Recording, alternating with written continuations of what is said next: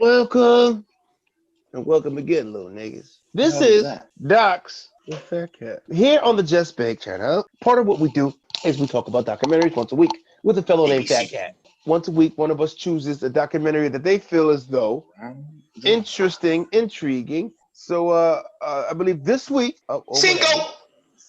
Low Mattress, pick this week. Horror Noir, A History of Black. Yeah, horror noir. Yep. Horror Noir, the I history had of a, the I had a black field day even trying to pronounce that word. Which one, noir or horror? Noir. Yeah. Noir. Hell yeah! So, Um, so this week, we're in the Halloween season. So, looking for Halloween documentaries is a mission in itself. You know, anything around that genre is a challenge, as I've done trying to find the correct things to do. And this one came across Horror Noir, A History of Black Horror, and it looked interesting to me. With, as we all know, the stereotypes, perhaps the false, perhaps the true of every time in a horror movie, the black guy dies first. Every time in a horror movie, the black guy sacrifices himself to save the white people.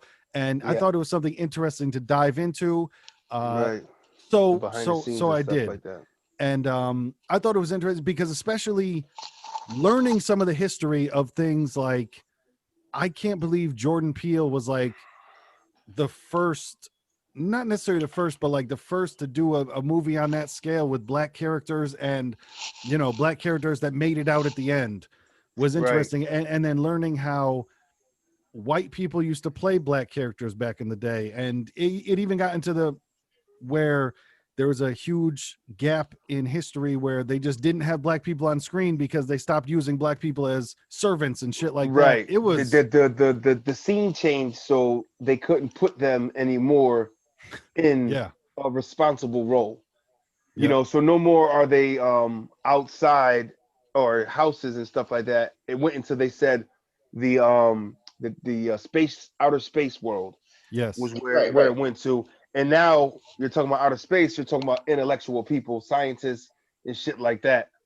You're on that level, and which they say, hey, we can't let them be shining stars. You know what I mean?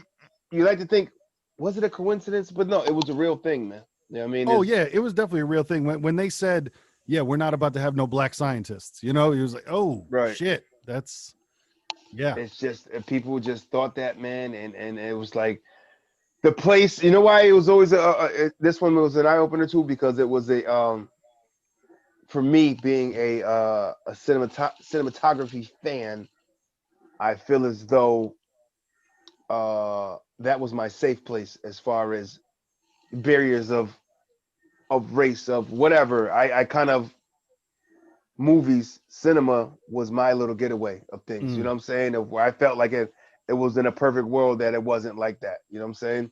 Yeah. So to kind of like know that, behind the scenes shit was real. When you see that one black dude in Friday the 13th, you thought that nigga was really happy to be there. And he said he was. He was like, listen, at the time, he's like, listen, I'm in Friday the 13th. I don't give a fuck what you saying. I'm getting mine. Yeah. You know what I mean? But the bigger scope Got of a the bigger question picture, with that though. and the bigger scope of the bigger picture is they're not getting opportunities the same. You know what I mean? It's settling for the same roles just to kind of be a part of something. What was cool about it was that how even though when the blacks did started acting, how still the production crews predominantly white though. Yeah. That was kind of sad too. It's a big shift at that point in where they were like, we want to get them involved to a certain point. You know what I'm saying? And that black exploitation shit came out too, where it's like, yeah, we'll give them movies. Up in his it's like we'll give them movies, but they're gonna direct them. You know what I mean? There's gonna be try to be groundbreaking and have an all black cast with Dolomite and all those other movies, but but the people making the movies weren't black. Right. But you gotta remember too that the people especially at that time, I'm sure not many had that position to actually have the production company money. You know what I'm saying? Yeah. I mean, due to it may be that they didn't have the same opportunities, times were definitely rougher back then, you know what I'm saying? Like he said when he was talking about in Blackula, remember that? That was a pretty that was iconic, that show. When he was talking about the camera shot. Remember he was waiting for the camera, slow motion camera, slow motion. Remember they're giving a hard time. They said you can't get it. He finally got somebody. He said, man, people still, and I'm not for nothing. Looking at that shot, I could see why. It was a pretty dope fucking shot. Like she was barreling in. It looked crazy, and like her eyes got real big, and she got like, that was a dope pan, man. Like, you know, that's like almost like a fear set in of somebody running at you. It's gonna feel blurry. Yeah. And but another thing I thought was interesting too is how those times can never come back, because you need to think he was arguing with people about, yo, we need this specific camera, blah, blah, blah. And he's talking about a truck pulls up with this camera, and now it's, bro, I got this here and we're good. Like you can't recreate that type of shit, because now it's, I can do more than you could ever do on my fucking phone. That's why I think a lot of it with, if you don't have all the if you don't have everything you could ever imagine to use, I think it works better when you're like, man, we have limited resources and we got to make it work with what we have. And I think that creates more creativity, and you get a more artistic twist on it, because you actually had to put in a lot more work and a lot of mental aptitude into it, instead of just being like, damn, we have 500 flavors of ice cream and I can have either one. You know what I mean? Like you gotta break it up. Gotta up. go into it. But but real quick too, that Birth of a Nation shit was insane. What the fuck heard was about that? Like, that you one. want to talk I've heard about that one before. You want to talk about propaganda? That first. Oh, yeah. Shit. Yeah, that was. I'm surprised that. Whoa. And you start looking at that, man. It's like, you know, it's hard to believe that wasn't really the agenda with scary movies. You know, it's hard to believe that things weren't made, like these monsters and shit. Like she was talking about the similarities in the creature from the Black Lagoon, and the similarities to how that makeup looked like, the similarities to the, you know, what I mean, the caricatures they drew of black people back then, and how they drew the mouths and shit. That was crazy. It's like, you know, and it's like, it's hard to believe that, like, oh, they're just over exaggerating. Like, all right, that's what they want you to believe sometimes. You know what I'm saying? It's like, I think it's relative to whatever the situation is. Yes, there are certain things where I'm just like, like for instance, when they were talking about the it was a problem that black guys would have an affinity for white women in movies. I was like, that's another thing. That might have been a stretch. That might have been. I thought that was a stretch. But like I said, there's like the King Kong thing. It made you go like, that sound like a high move. Yo, what if King Kong? That's another thing. That's another thing too. Like, why would you even? But like, I didn't agree with that. Because of the times, man. You know why? Because I don't know. To me, it felt like it was so easy to believe. You know what I mean? Because that's the type of shit they were doing. I mean, look at Birth of a Nation, man. Like that shit was fucked me up when the KKK were the good guys in the movie, and the fucking president. That's the thing. The and they shot it at the window by the president. That's why to this day those people get those type of privileges, man. Yeah. And I'm telling you, it made me think of my. I had one sector of grandparents never talked about, and I had a different sector of like one of my grandfathers till he died said the word colored, and it wasn't even like. He wasn't even talking about dislike for people. It was just descriptive. That was the words that they like. I'm sure there's something that we've said on the podcast to where in 10 years, it'll be, oh my fucking God, how did they say whatever word you want to pick out? You know what I mean? Right. They don't say Asian anymore. You can't say Asian, you know? Like, or no, Oriental is considered, Oriental. Oh my God, right, that's one of them. Really? You know what I mean? Oriental shut down. Yeah, that's offensive now if you say Oriental. Say Oriental. Yeah. I gotta stop. I gotta stop saying that. They said that. They used to say that a while ago. Yeah.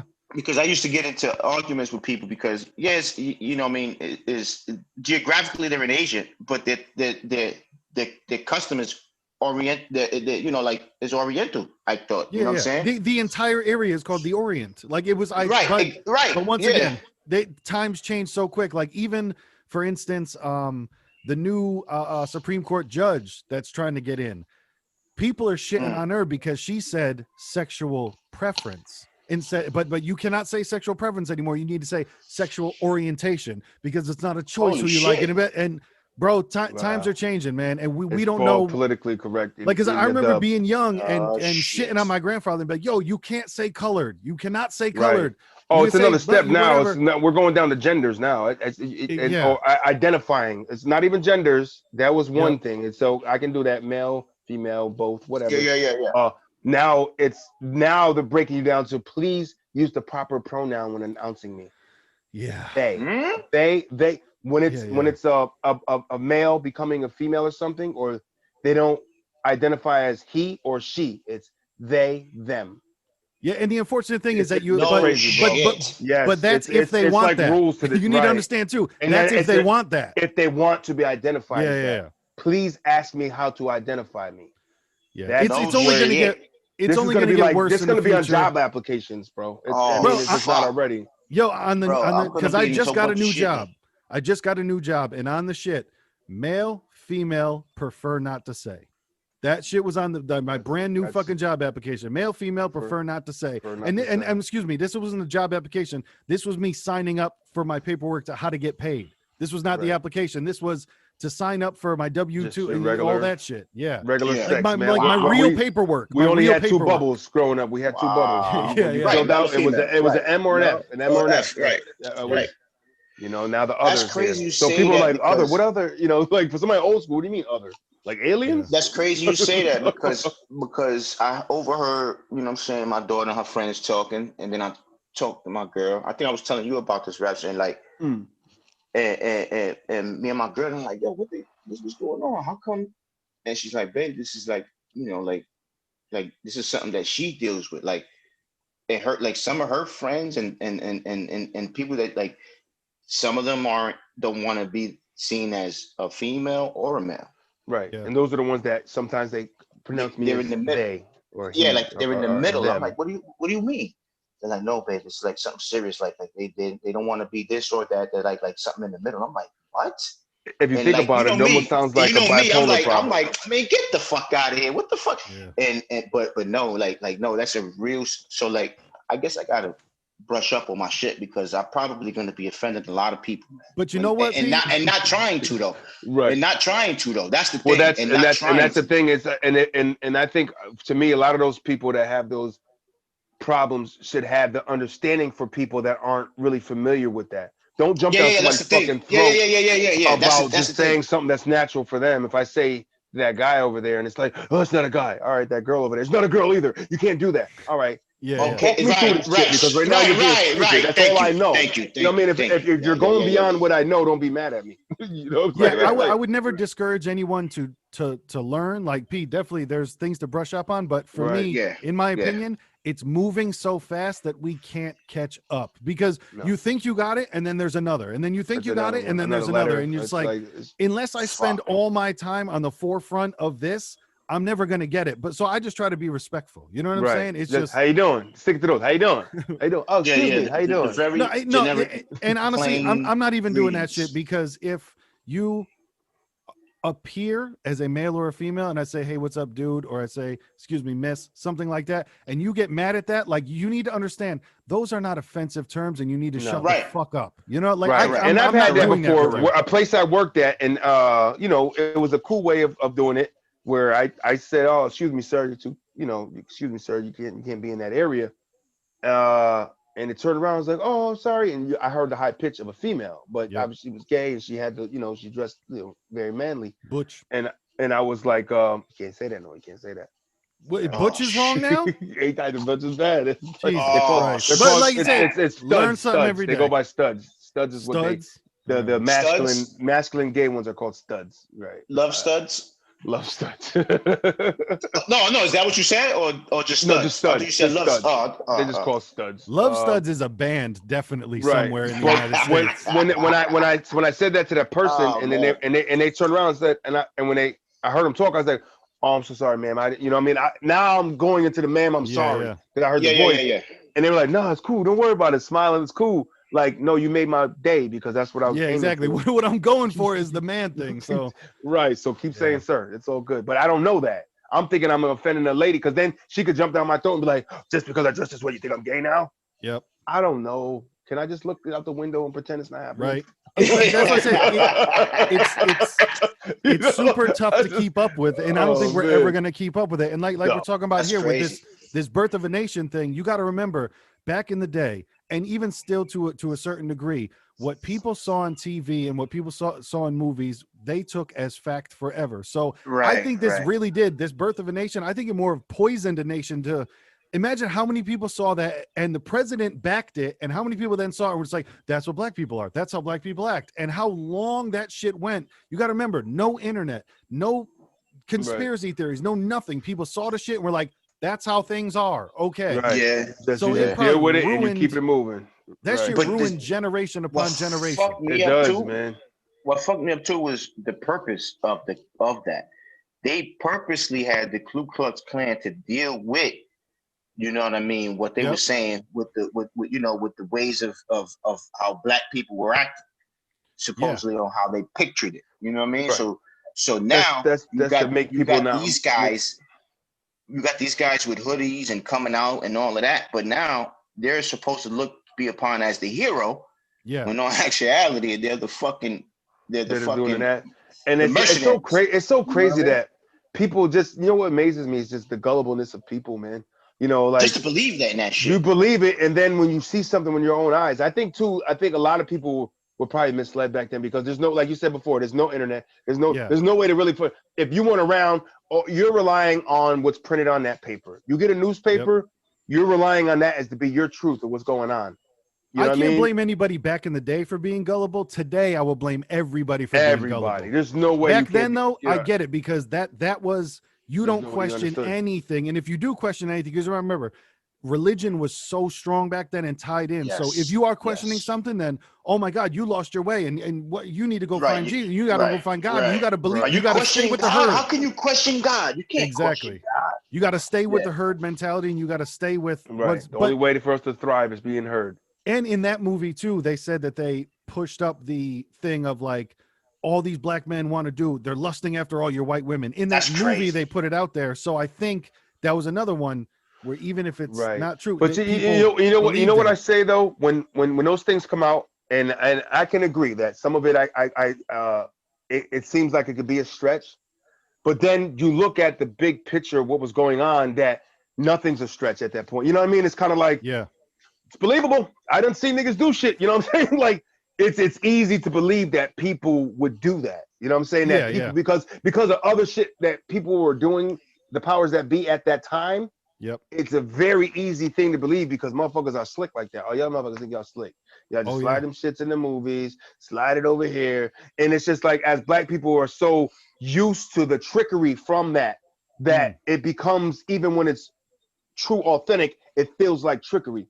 At always, man. It's just a strong disconnect with people and the powers of, even down to the movies, man. You know what I'm saying? Like, I just feel stupid. We went all the way down to the movies. Like I said, when I was saying that earlier, when I was like, movies were like a safe place where it shouldn't be no race, no color, no nothing. It exists.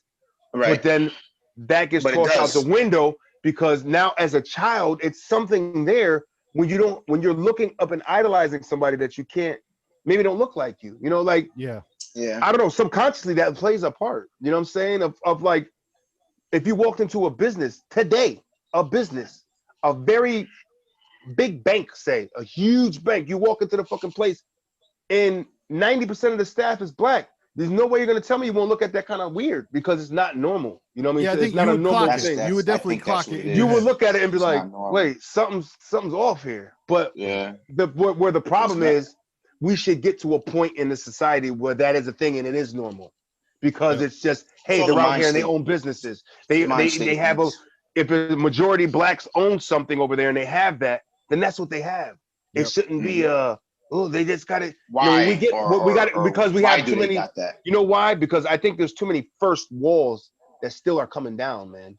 And we're so far along that it should be gone. It's too many. The first black president, the first black this, the first, like, when we get past a lot of those first, man, I think it'll be a lot different, man. I hope, at least, you know. Yeah, I think this isn't how I personally feel, but I also do think that race wars, there's certain ones that don't need to be fought, in terms of, if there is a group of black people, like how Black Wall Street used to be, if there's a group of black people, a black town that wants to just go over and be black by themselves and only have black people live over there, I don't see the problem, because for me personally, I don't take it personal. I do the whole, let me go where I'm wanted, instead of like, if that is how you want to live and do that, that's fine. Same thing with, if white people want to go and do that. Personally, I don't want to do that, but if that's what people want to go over there and do, why are you arguing with these people?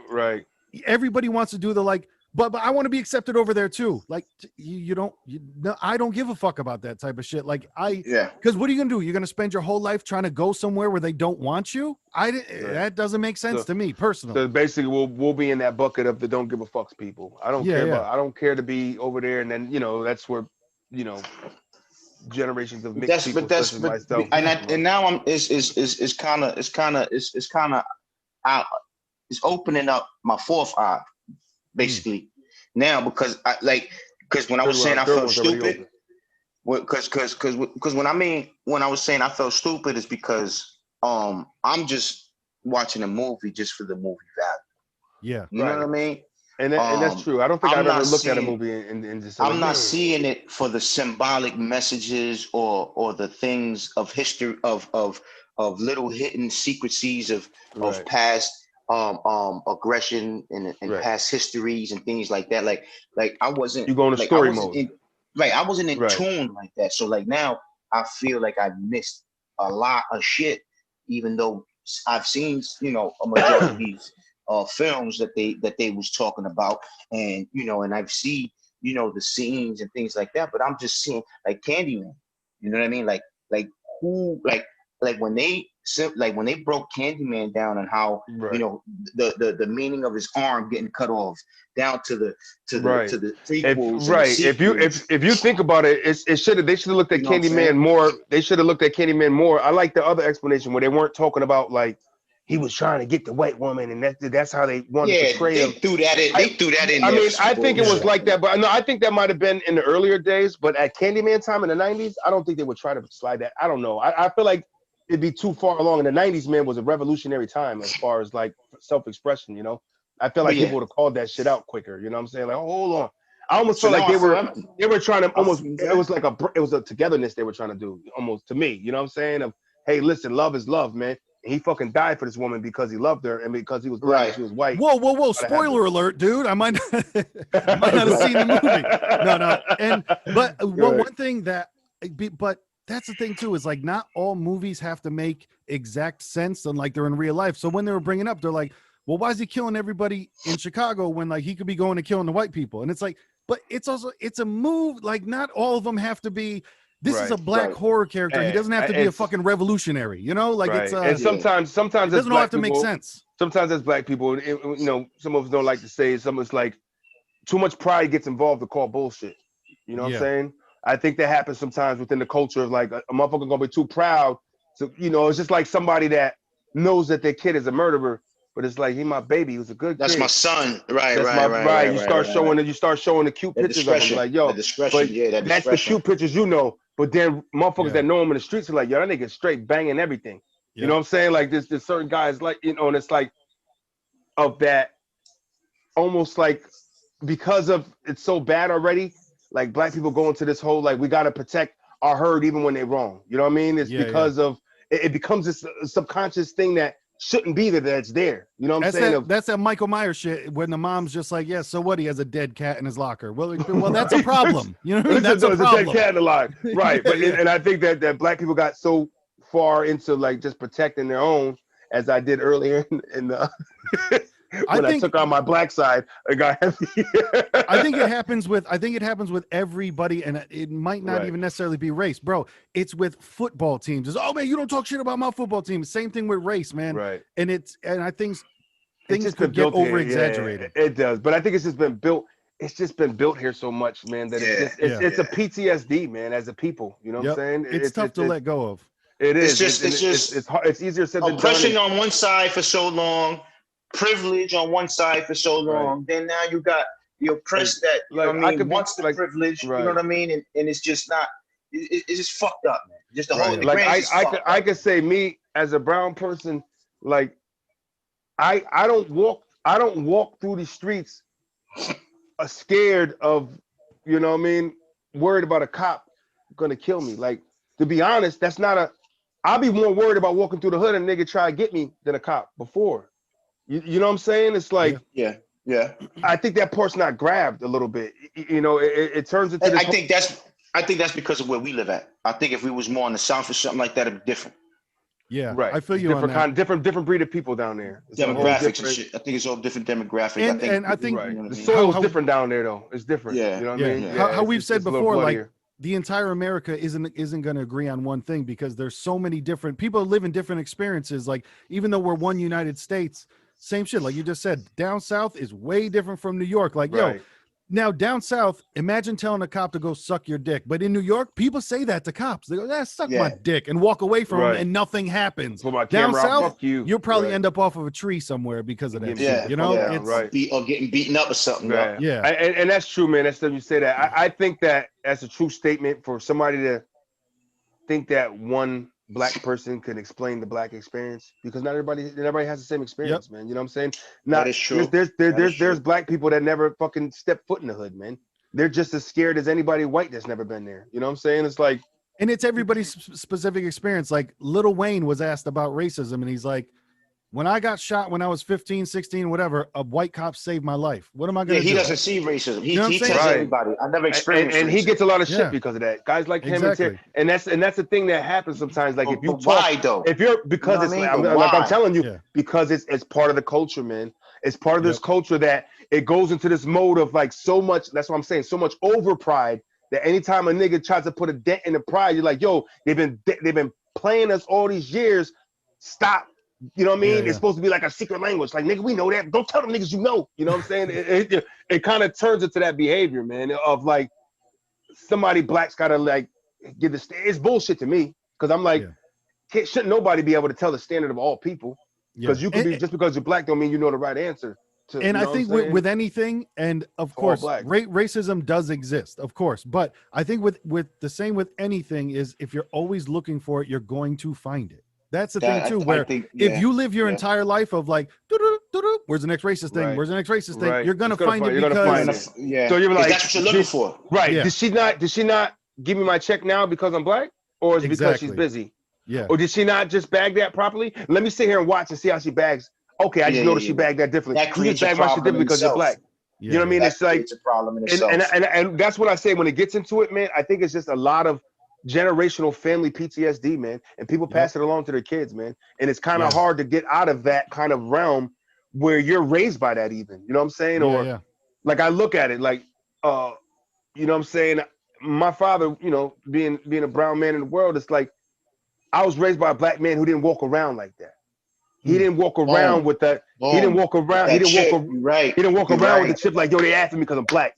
He didn't see it that way. He's gonna give you that respect until it's changed in a different way. And that's because Randy also, you know, lived a different life. Probably was brought up different too. You know, he was military. You know what I'm saying? He's a black dude with blue eyes, man. Because of his grandfather. You know what I'm saying? So he had a different kind of attraction, different kind of attention. And it's like, well, you're not mixed. No, both my parents are black. Well, how the fuck? The contacts weren't out in the 70s like that. You know what I'm saying? You know what I mean? But I'm saying, as a man and him growing and raising black children, you know, brown children, he didn't put that stigma onto you guys. He didn't put that. It's almost like he didn't do that. He would tell us, always watch your ass and be careful. He would point out things there, you know, he'll tell us stories. But he never almost like, I want to say it's like almost instilling a fear like the boogeyman. You know what I'm saying? Yeah.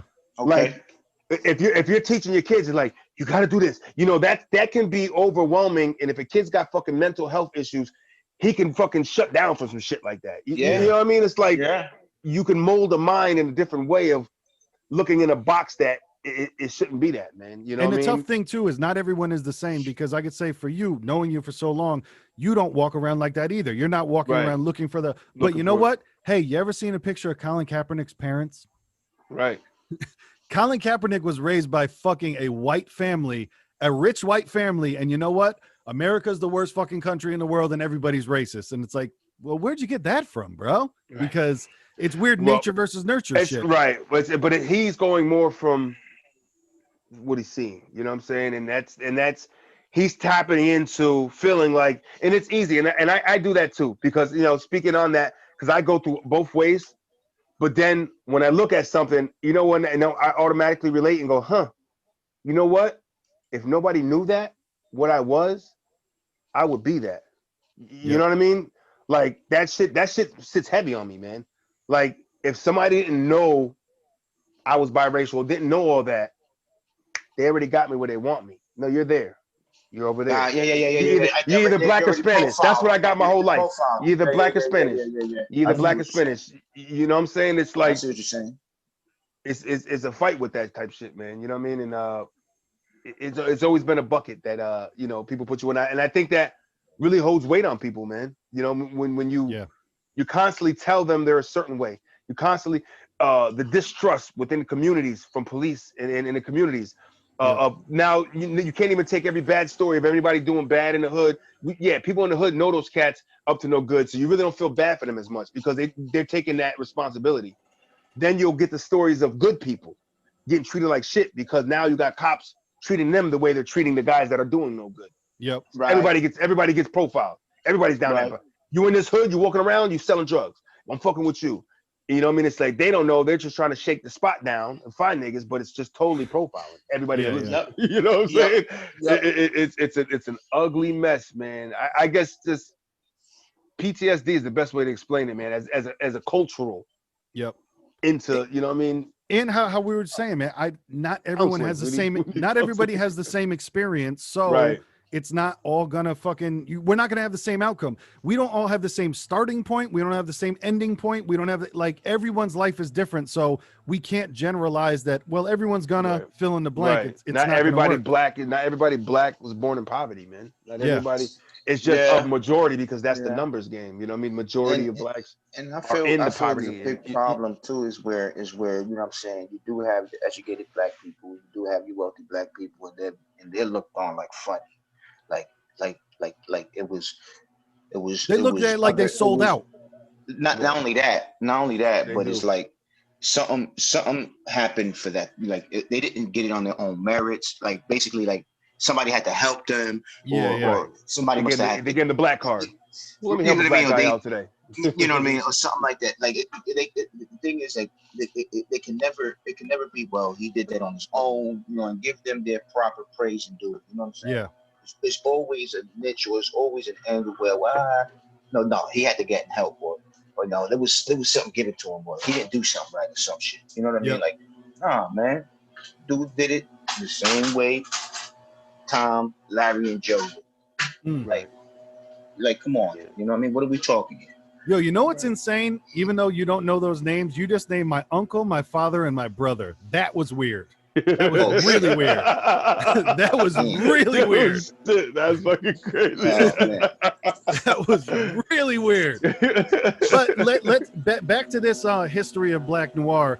You know what else was really weird? The movies that they made that we had no idea about, like something in Ngagi, where it was like that was a bugged out one. And Ngagi was what that was Ngagi, and then some of Ngagi after that. But that was like a, they took it as it was a slap, but also homage. That was the first of. Oh, the second one, the son of God and God you're talking about, right? Was that? I don't know. Was there a second one? I'm just talking about the first one. The first one was saying that there was depicting of these women having gorilla babies, some shit like that. Well, I thought that was all in the same movie. There was a gorilla baby, and they had the black scientist that was operating on the gorilla baby, or mixed. Right, that was Ngagi, but then the son of Ngagi was different. It was he. No, what I'm just saying is like, well, from the movie Ngagi period is when they just had black people in like prominent roles. That was like the first time they had a black wedding. You know what I mean? It's and like they didn't show shit like that. You know, the son of Ngagi was the black scientist, and she has the ape man that resides there as well. That's the son of. Okay, that's the one he was saying. Right. Okay. Yep. But it's fucked up how they were saying how the ladies were just having sex with these monkeys. You know what? But all in all, man, it's interesting to know, but it's not a shocker. You know what I'm saying? It's like, what the fuck was going on? Of course that shit was going on. You know what I'm saying? Like if it's happening in life, it's gonna happen in the movie business too. You know what I'm saying? It's happening in the nation, in the country. But even like you touched on really quick, how crazy is it that it was a revolutionary scene that they showed a black wedding, and they just showed black people just living normally, just doing normal shit. No, and we actually get married. They do that too? Like, it's so tough to that's see what I that, said, because how people believe in the propaganda and the bullshit that everybody like. How many things do you know that you've heard somebody say that's complete bullshit, and it's because it's just been passed down from the family? Oh, well, my dad told me. Well, my dad told me. My dad told me. And you're like, but the shit isn't true. Do some research. You know, it's so many things in life are like that, where I've had it myself with my mom heard something from her dad, and so now that's what she believes forever. And not bad stuff, but like say it's how to use a hammer correctly, whatever the fuck you want to talk about. But then you just be like, yeah, but you only believe that because your dad told you, and Back then, you do not question your parents about anything ever, and what they say is law. People and what say you're Catholic. We're all Catholic. You stay Catholic. It's like that's right. beat in your head. You don't do nothing else. You know. But you know what's crazy? When I look at it all in all, man, the best way I kind of could sum up like the whole like the cultural black in America and where the problem was and is, or it's like the best way I could think of it is like having fucked up parents. America fucked up parents to black people, and they never got counseling. You know what I'm saying? And this there's is a the lot of result that. A lot of you know what I'm saying? And this is with every race, the father not being in the home, because I could tell you like this, for me, when my parents got divorced at whatever it was, 13, 14 years old, I became a completely different person because my father was not home to whip my fucking ass. And I'm telling you that's how it is. And that's why I'm saying, I'm not saying it about black people. I'm saying it about every race. The father should be like, to me, the nuclear family is the best thing possible. Father, mother, kids. And you need both of them to put shit in you that's supposed to be in you. You need the discipline from the father. When you put walls around those people that are trying to do that, it's going to lead to poverty. Poverty's fucking been around forever, man. You know what I'm saying? Like, you're never going to have a country that exists without poverty. It just so happens that in this country, those are the people that are in that position. But you know what? And even if there is poverty, if you have good parenting, to like the next generation could come up and do something different. Right. You know, not everybody in the 1920s were fucking thugs and rapists, and you know what I mean. It was the depression going on, and mobsters and shit. Right, because that's what you think of when they show you the mobsters are in the 20s smuggling booze and shit. You know what I'm saying? You know, hurting people, but there was actually some fucking people that were like shoe cobblers trying to make a fucking living. Exactly. You know what I'm saying? Trying to feed their kids, man, of fucking shining shoes and shit. Like, you know, those going people, but those people, but you know what? Cold, You're everyday, and that's one thing about, just in life, man, your everyday person doesn't get that light, Yeah. We only shine lights on the people that we feel as though are extraordinary, exceptional, or when those kind of people are extraordinary, exceptional, if you think about what they're doing, it's like a fucking ant, man. That's pretty exceptional. How an ant just fucking, that's what they do all day is just work. Yeah. Like they don't take fucking half-hour lunches, man, and fucking, you know what I mean? Yeah, just like bees. Same thing with the bees. That's just all they do, man. Is working. That's constant work. It's phenomenal to see, but they don't get that praise enough, I was just, you know what I mean? I just never thought it was a big I don't know, a thing, or I'm right. Like you thought it was like a big problem within the Hollywood business. I never thought it was a stigma. There it is. I never know that stigma was there, man. You know what I'm saying? Where that was a big thing. You know what I mean? Because growing up and then you hear, the black guy's always gonna die first and shit like that. I just thought that was just shit. I never took it serious, or you know what I'm saying? But now every good joke is always good. But now, you know what I mean, seeing this, you know what I'm saying? I was like, holy shit, like this is a thing. Like this is something that's a thing. Right. And now I want to see Get Out because I never saw it. You know phenomenal. Yeah, that's phenomenal, bro. Wow. You know what I mean? Yes, watch that. That's now because I wanted to talk about that a little bit. So with the information now that I know, now I'm gonna enjoy it. Listen, more you would enjoy it a lot if you would have heard him say what he was saying after watching Get Out, man, because it was like, wow, okay. Yep. Jordan Peele's now I'm gonna connect the dots. He's phenomenal, man. Yeah. Like I'm the way I think you'll still enjoy it because now you're kind of ahead of the game and you know what to look for. So I think you'll definitely still enjoy it. Right. You're gonna enjoy it on a different level. Like if I had that kind of information and then watched it, I went in with a natural eye of the movie, where some of that little shit probably didn't even pick up on me until they started kind of saying, I'm like, okay. I'm due to watch that movie again too, because same thing. I think I've only watched Cotton in the chair. I never thought about she's good. I used to have a crush on her back in the day too. By the way, that's a little FYI. The light-skinned girl from the Craft, the Craft, the black chick from the Craft. Yeah, hell yeah. I had a stupid crush on her back in the day. What else? She was like she's a fucking the one show on or High. something. That was the girlfriend on High. No, she was no. Dave Chappelle movie. Half baked. Yeah. She was Mary Jane. She was Mary Jane. I'm sorry. Yes, Mary Jane. Yes. Your name's Mary Jane. No, but what about the Night of the Living Dead? And this is how I think things need to change, because the Night of the Living Dead, phenomenal. That's pivotal.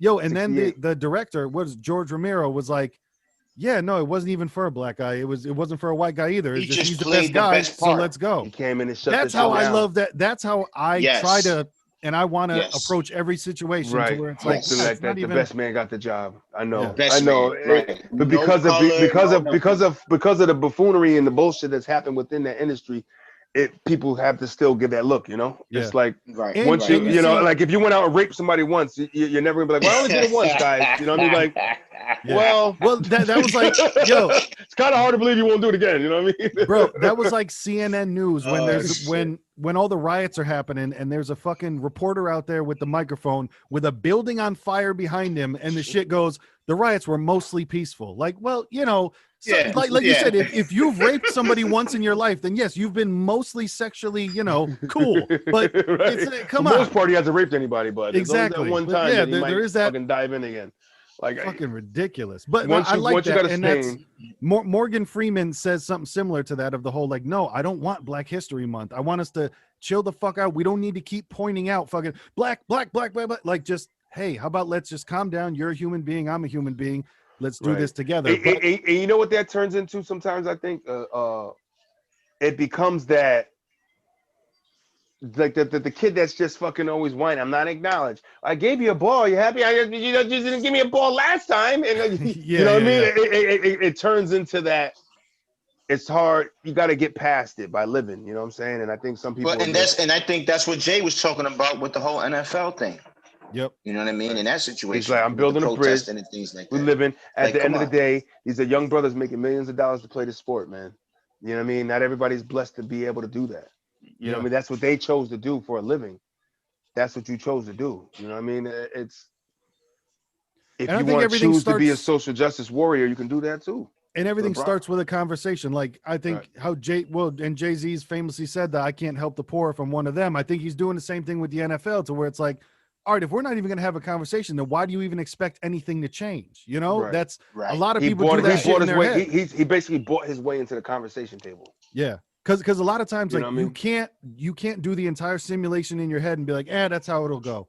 No, man, you got to go and live that shit and see, like, well, let's go actually try to make a change instead of, they're not going to let me. No, Jay-Z's got enough money to pretty much do what he wants. So, and that's what it is, man. Once you have more people that are from a minority background or such, you know, now you got money. And I think a lot of people that are maybe got famous, or even rappers or people that, you know, even some football players, you get all those millions, you get it, and it kind of almost strips away morals that you might have had. You know what I mean? Like, all the change and all the bullshit you didn't like, you know what?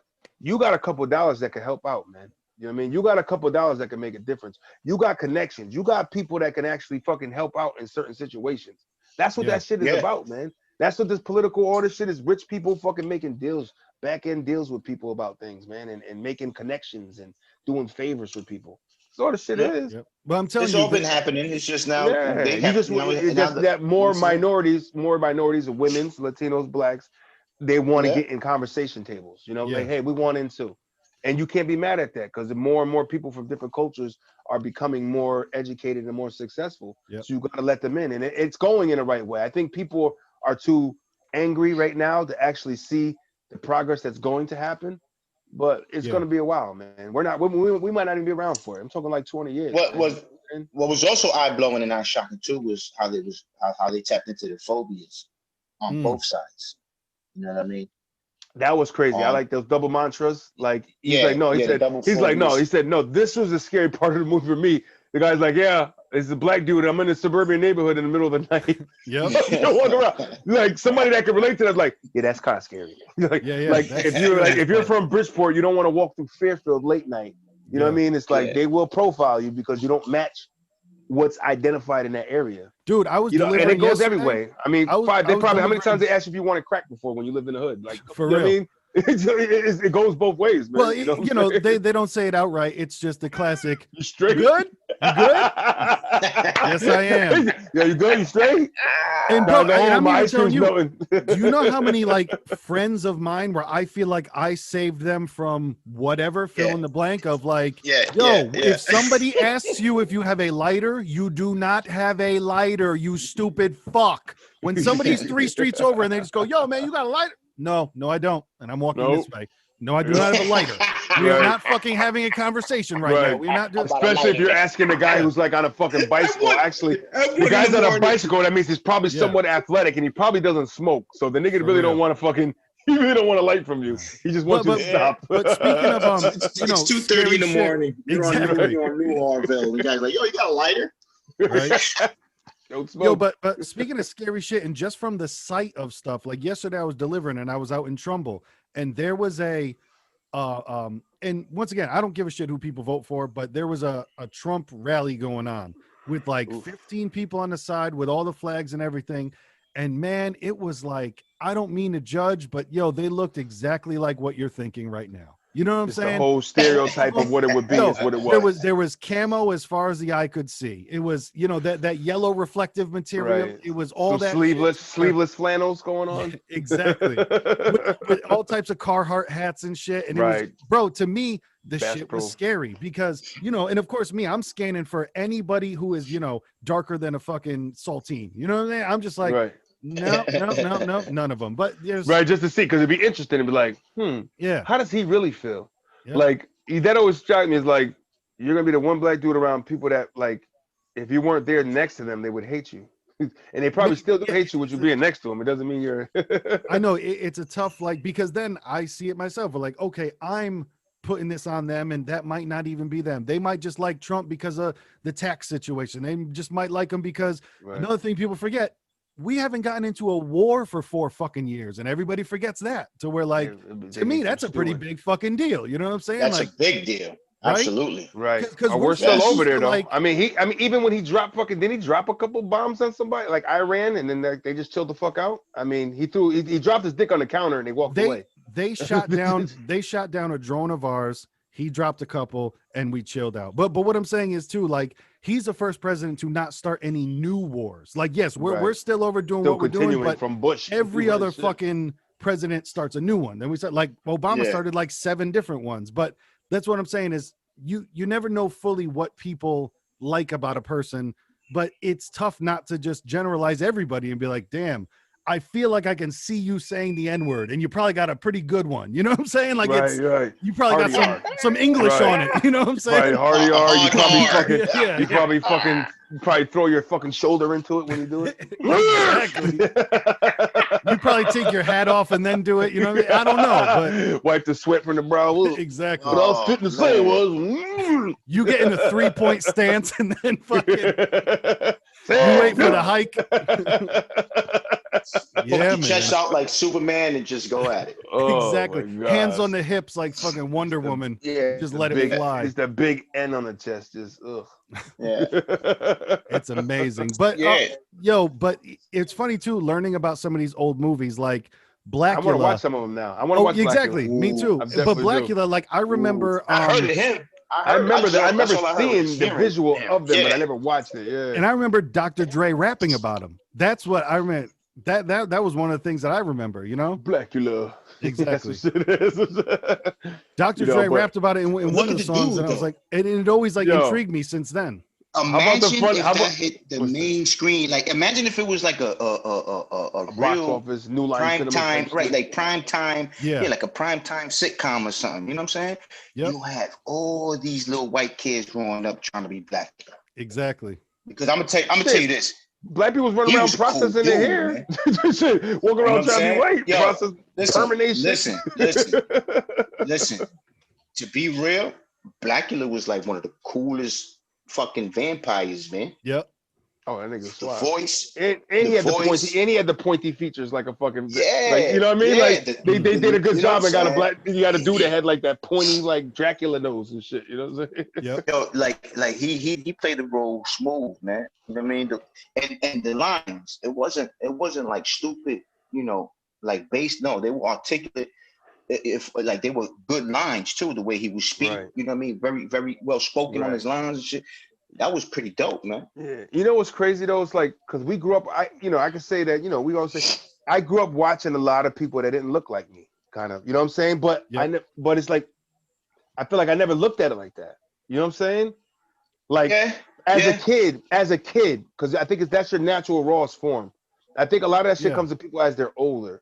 You know what I mean? Like the teenagers and up are the ones that identify that shit. You start defining yourself as you get older. Right. Yeah, but as a kid, like I wasn't really thinking about Yosemite Sam being a rebel and this racist. You know what I'm saying? Right. A Confederate. He was just like cotton picking, cute, and good. Like the nigga just sound funny. You know what I mean? But that's just naiveness on a kid that doesn't know. That's more of a shame on the adult for doing that shit. You know what I'm saying? Like, but you know what? Also, I think that's one of the beauties of being a kid. Because now that you just said that to me, that just hit me in the fucking head of when I was growing up. My two favorite athletes were Sean Kemp and Barry Sanders, and I've literally never thought about them being black until you just said that. I've literally never thought about them being black. It was just, oh my god, I wish I could dunk like that. Oh my god, I wish I could juke people out like that. Yes, right. Yes, I didn't even think about it. Hey man, it's people over there. It's like, hey, fucking my favorite baseball player is Cal Ripken Jr. You know, and it's like, you see that, right? You see how when you're kids and shit, right? Like none of that matters. Like you don't even see any of shit like that. And it's just, you know what I mean? All to say that I love the pictures on Instagram when you see the white kid and the black kid, you know, they run into and they hugging each other and they chilling and they, you know, that's how it is. Like that's how it needs to stay. You know what I mean?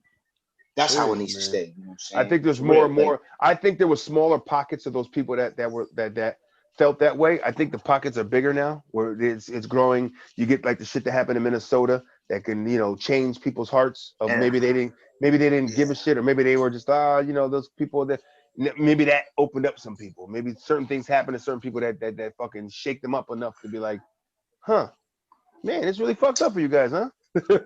Yeah, well, and you know what too, I think also a lot of kids growing up nowadays literally don't understand why I wouldn't like that person because of the color of their skin, and their parents aren't even going to change their mind. If it's like, man, don't hang out with that Spanish kid because you know about them and blah, and they'll be like, what? No, like, we both got this, especially like, we both like the same shit, and like I hang out with them because we have a lot of same in common.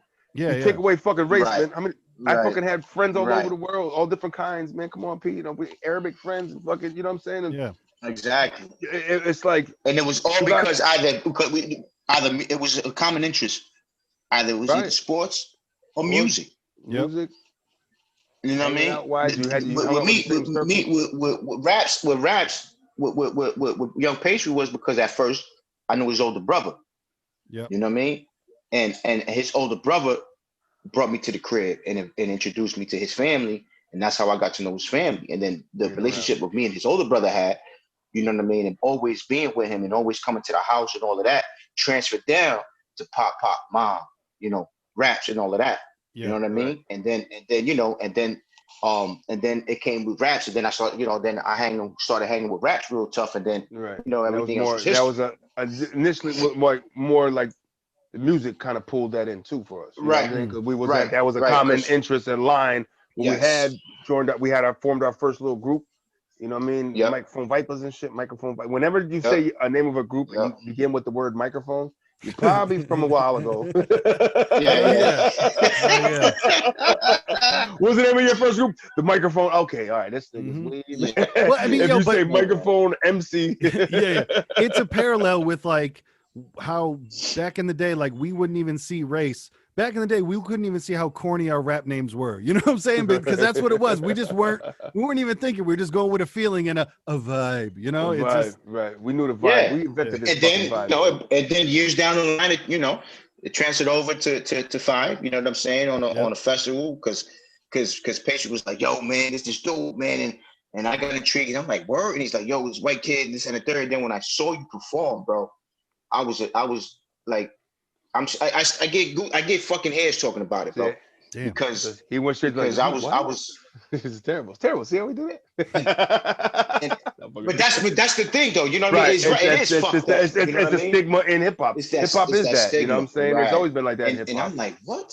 And then when I saw you and I heard you perform, and I'm like, yeah. And then like to be honest, bro, you went ill, like, and that's, you know, I don't like bringing that, but you guys to me are like the illest two white dudes I ever seen ever on a microphone, bro. Ever. Oh, I appreciate it. And that's the thing too, where that can always come across to somebody as a, you know, I'm gonna take it on the flip and on the head sometimes as a bridge of homage. And then also it's gonna be somebody like, yo, just you're a dope artist.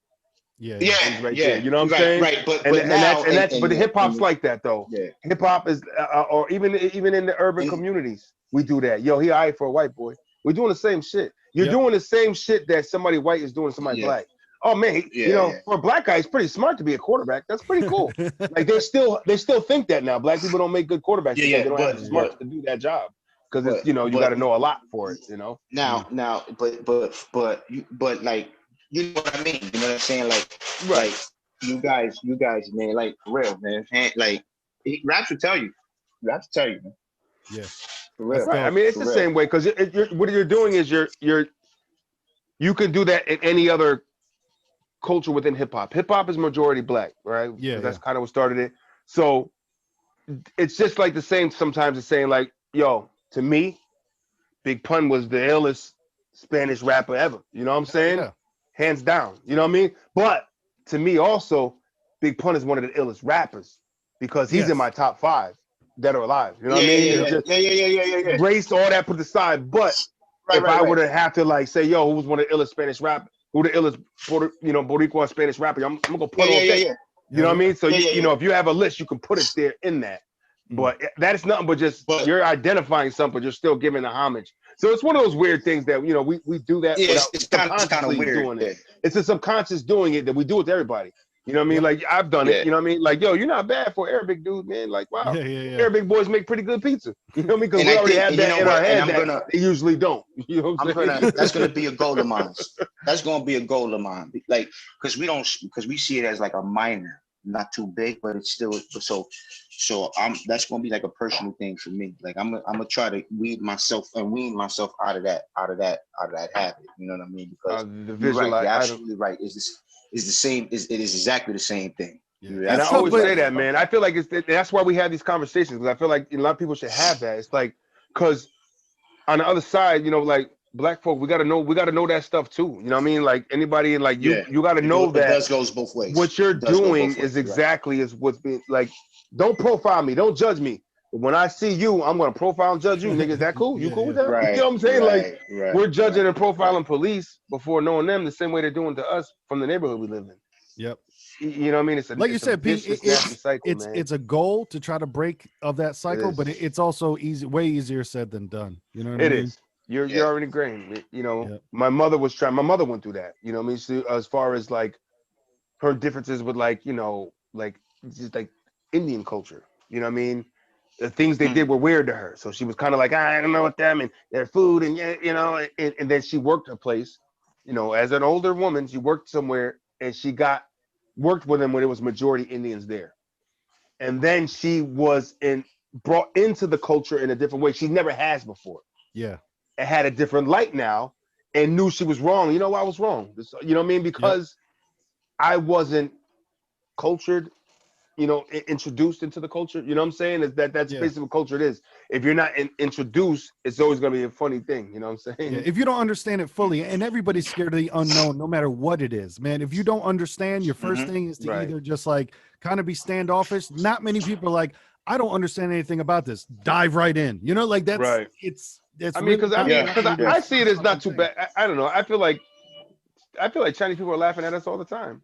You know what I'm saying? But probably. I'm not gonna lose sleep. They probably got jokes all the day about us. You know what I'm saying? But yep. I think that's that American arrogance part where we just don't be caring because we already feel like we're better. I think so too. Yeah. I definitely believe that. You talk about us, nigga. We number one. That's why y'all want to come here, and that's as long as we always got that kind of vibe. It's always gonna be like that's why you niggas want to come here, B, because we the best. Right. You know what I'm saying? And like we've said before, that's that propaganda of man who really knows, if we are. But I do say, in America you have a chance to make something of yourself, and I think that's the most important thing that we have here. Right. You know what I mean? Whether we're the best across the board, whatever, you have an opportunity here. And you know what's key, man? It sounds petty, but these little petty fires that people are causing, as far as it sounds petty what they're doing, they mean something, man. You know what I mean? To me, they're like they it's petty, but it's driving, it's changing. Things like Pepsi not fucking with anybody that's tied to anything that's going to affect their bottom line. Okay, they're just doing it because of bottom line. You expect that, though. Any business is going to do that. You know what I mean? Right, any business is going to protect the people that are purchasing their shit. Money. So if they know they're looking at the numbers like, yo, listen, man, the minority communities, man, purchase probably more of our shit than anybody, especially fast food items like fucking soft drinks. You kidding me? You know what I'm saying? It's like, bro, we really can there's afford to lose nothing better this. than the cold Pepsi with my food. Come on, man. Some ice in it. Shut the front door. Yeah. You know what I mean? But you know, they put it into that light of things. It's running in a circle, man. It's a constant dead horse that gets beaten and beaten and beaten. And I think right now with these small fires of change, to me, it helps. It seems petty, but it helps shift the dynamics, man. You know what I mean? I'm telling you, one of the best things that ever happened, and I mean no disrespect when I say this, but one of the best things that happened in my life was this pandemic. This moment to fucking sit down and take a break for a second and realize, holy shit, I got to make a change. And I did make a change. I start my new job Wednesday, and like it just fucking, it woke me up to so much shit. And obviously I know I'm not the only one. So hopefully that has spread, you know, throughout a whole lot of other people. And that's why I think people came out a lot for a lot of these, you know, like and regardless George of who Floyd wins shit, you the know? election, you got to remember, after the election, things will calm down a little bit, and hopefully people can come together again. Of like, all right, everybody chill the fuck out. You got to remember, nobody's saying you got to ever like Trump, but right now we got to deal. This is what America's done forever, man. Right? And when we come together as people, we deal through the roughest of shit, man. Yep. Majority hate it, but we make it the greatest. Regardless of who's elected. We got to do like what happened with 9/11, man. Yeah. You know what I'm saying? How 9/11 brought us together. That's how we got to do, man. And regardless of who's elected, it's not like that doesn't fucking ruin or make the country, you know, the best or the worst. Like any worse or any better, right? You're right. Things are probably going to keep going around the same. You know what I mean? That's what everybody forgets. Like, you don't remember too many changes. Oh yeah, man. Remember when he was president? Things were amazing. It's really not that much different, yo. Right. Like, wasn't he might have changed a thing or two. If he come in that office and change one or two things, you know, and I always think of that when people say that sometimes, I feel like they're just going by a personal experience. Like if something in their life was affected in a positive way from what that president did, then he was the greatest ever. You know what I mean? Like somebody thinks Trump is great because he gave stimulus checks, you know what I'm saying? Yep. Or the unemployment thing when motherfuckers, you know, some people are loving him for that shit. Like, oh, that nigga Team Trump. Got me sitting home like getting 8 bills a week. it's the personal experience of how you had the personal, like to me, I was annoyed, but I don't know who to blame it on, that I was a you know, essential worker this entire fucking time. I didn't miss a day of work. I went to work every fucking day and I got nothing for it. To me, yeah, I feel a little bit spurred by that. I feel a little bit like, damn, yo, well, what about the people who went to work every fucking day? No, fucking country was shut down and nobody was safe, and I was out there every day. Now listen, once again, get a fucking penny of shit. The drives were amazing because that was like, I had that odd thought of like, damn, yeah, maybe if there were less people around, this would be nice. You know what I'm saying? Because those drives to work were amazing. You're talking about being on a 4-lane highway, just swerving in a coupe without a soul in sight, man. Like, oh shit, this is crazy. I mean, I'm out here. I don't know where everybody else at. But you know, it's just back to this doc, man. It was shit that was going on in life was also spilled into film. Yeah. And I think film was just, you know, just like music, movies, these are all like our front line of kind of our pulse, right? The pop culture, pop culture in the United States was big, you know, that basically pushed the whole world, you know what I'm saying? So to be such a big part of that movement, and then to be somebody in a country that you feel like, man, we want to be in there too. You know what I mean? It's the FOMO, man. You know, fear of missing out because you are missed out. You know what I mean? It's you know, like, man, we're just fucking damn, man. I don't want to sound like the motherfucking bitching all the time, but you niggas ain't gonna listen unless I bitch. Right. And that's why, and then some people get frustrated with that. You know, I think some people that you know, might be white and be like, oh man, these young guys, man, they're protesting. Yo, because you're not going through it, you're frustrated by it. Yeah. You know, and a lot of people that aren't going through it, then they think it doesn't exist because they're not going through it. They're like, well, you know, like we've said a million times, probably our oldest joke that we have together is not the one that I know. You know what I'm saying? That's probably our oldest fucking joke. Yeah, not the black guy I know. You're like, well, not all the same guy. Right. And that's what I was talking about before about the phobias and how they was, you know, how they went with two phobias, because I was kind of brought back a little when I was seeing how they with these white peoples now with their protests about, you're not, you know, how they were screaming, you're not gonna overtake me or Jews will you're not not replace gonna us, I believe was you will not replace us or something like that. You they know were what I'm saying saying? Jews. All They were lives. saying Jews. I remember the guys with the tiki White Lives Matter. Yeah. I thought No, they they were said saying Jews. use. No, they were saying Oh, Jews. okay. The Yeah. reason why, because I thought they was like, you will not replace us. I'm like, holy shit! Like they really think that, you know what I'm saying? This Black Lives Matter movement is like a takeover or some shit. And I'm thinking like, Bro, what? I should I was like, you should be more what? sad that these motherfuckers is here in the 2000s and they're still saying Jews will not replace us, bro. Yeah. That was What's chanted in 1945. That was, you know what I mean? That was the last time that shit was chanted. So you're chanting that shit in 2016? That's what I was like, whoa. Now that takes an even bigger fucking thing now. Right. Because you Jews said, I was like, what? And just to know that there's a pocket of ignorant people out there that feed still. off. They live. They're out there. I was man. like, It's damn. sad. I feel bad for them, man. Yo, for my life, that's one that I've missed completely. Like, I don't get the Jewish thing at all. Like, I don't know, man. It's always, something you've heard, the whole cheap thing, money, misers and all that stuff. But it's one of those. I've run into a couple stereotypes. I ran into a couple people that had a stereotype. I worked for a guy. You remember, Pete? You worked for Smoothie? Yeah. Well, what's the stigma about Jews? It's stereotypes of them being cheap, frugal. And Smoothie was like that. I worked underneath a Jewish guy who was like that. Like we'd be taking apart. We would take apart of. No, listen, come on now. We're taking apart. Trust me, I know. Come on, Pete. That's what I'm saying. Like, come on. We're taking apart these buildings, 3 floors that we're ripping everything down. He comes to the site to have us remove nails out of the boards that we can reuse and keep. Bro, that's cheap, man. You know what I'm saying? Like cheap. That's not. You know what I mean? He just had that stigma, and he ran with that stereotype, and it was a thing. He was that stereotype of save, cheap, cut out here. I'll patch it. Tim used to say it all the time. Tim's like, yo, we got to patchwork this shit. I told him to do it the right way. No, do it the cheap way. You want to do the cheap way. Do the cheap way. Do the cheap way. But and even he just was that stereotype. I just feel like. Is that a bad thing, though? I don't know, but I don't consider. I feel like everybody. I feel like everybody of every race can be like that. You know what I mean? Like perhaps it's more in that community, but I don't know. Right. I know it's like not every fucking Black person's angry, but I thought it's a good angry Black man. You know what I'm saying? Not every Black man's angry. And every Black guy ain't mad, bro. Come on. But it's just that when you see some that are a good amount or whatever, those things are tough. You know what I mean? It's like Chinese people don't do that, but then you see a lot of them to do it. My thing is a bad thing to be cheap? Take pictures because I'm cheap at times. You know what I'm saying? It's like I don't think so. I think it's being. I mean. In my predicament, with my situation, being frugal and cheap and saving money is the way to go, bro. Yeah. That's I think it's a lot of people like to paint the entire picture over people, and it's tough because, like we said, man, people are individuals, and when you throw it over everybody, it's not gonna go well. It's not gonna work out like that. Yeah, I tell you, man, it was a lot of enjoyment I seen out of certain things. You know, some of the movies I remember and shit like that, and to like, I knew that Night of the Living Dead was a big flick because of it. But I didn't know that was the first. You know what I mean? I didn't know that was the first like which one leading Night of the Living Dead in '68. That was the first leading black role in a movie like that, and that was a big time movie. You know what I mean? At the time, it was a bigger name budget coming out, and it's like, hey, this black dude is in here telling people what to do. He's telling a bunch of white people what to do.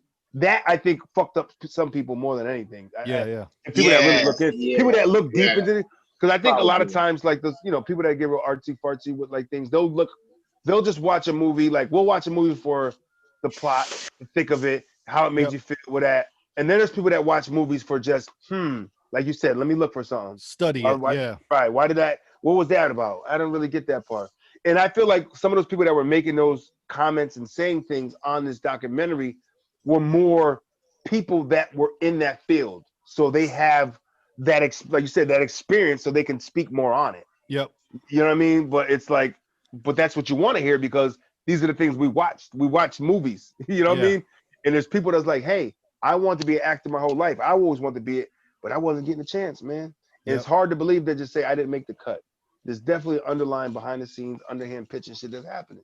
Yeah. You know? And there's only so many room for certain type of characters. And like you said, a lot of it is, you got the one token black guy. And then you might, and especially in the horror movies, you have the one token Asian guy. It's so crazy, man. And if you put in a bunch of black people and then like one random white guy in there, somebody's going to sit there and say, yo, something don't seem right. It's going to be And that's why I love Jordan Peele, man. The way he ended this fucking documentary was that statement he made at the end. Yeah, was the biggest white thing. people are gonna see it. You just gotta He's like, make listen. them, He you know what I says, mean? he said, just for those. He said, listen. He said, you know, it's gonna make you uncomfortable. He said, if they haven't seen it, it's because we're not making. You got to make them. You know, you gotta what I'm saying? make them Like, see it. nobody see him. Just make the movie. It's like you make it. It just from what he was saying, it's like you make it normal by making it. Exactly. You know what All I'm you saying? have to do is make it. Because even Just I remember make it. that movie being sold like that, where it's like, oh my god, it's the first horror movie with a black lead and blah blah blah. And I'm just All like, black. They're all black. The whole what? cast Yeah, is all yeah, black, except for all you know what I black. mean.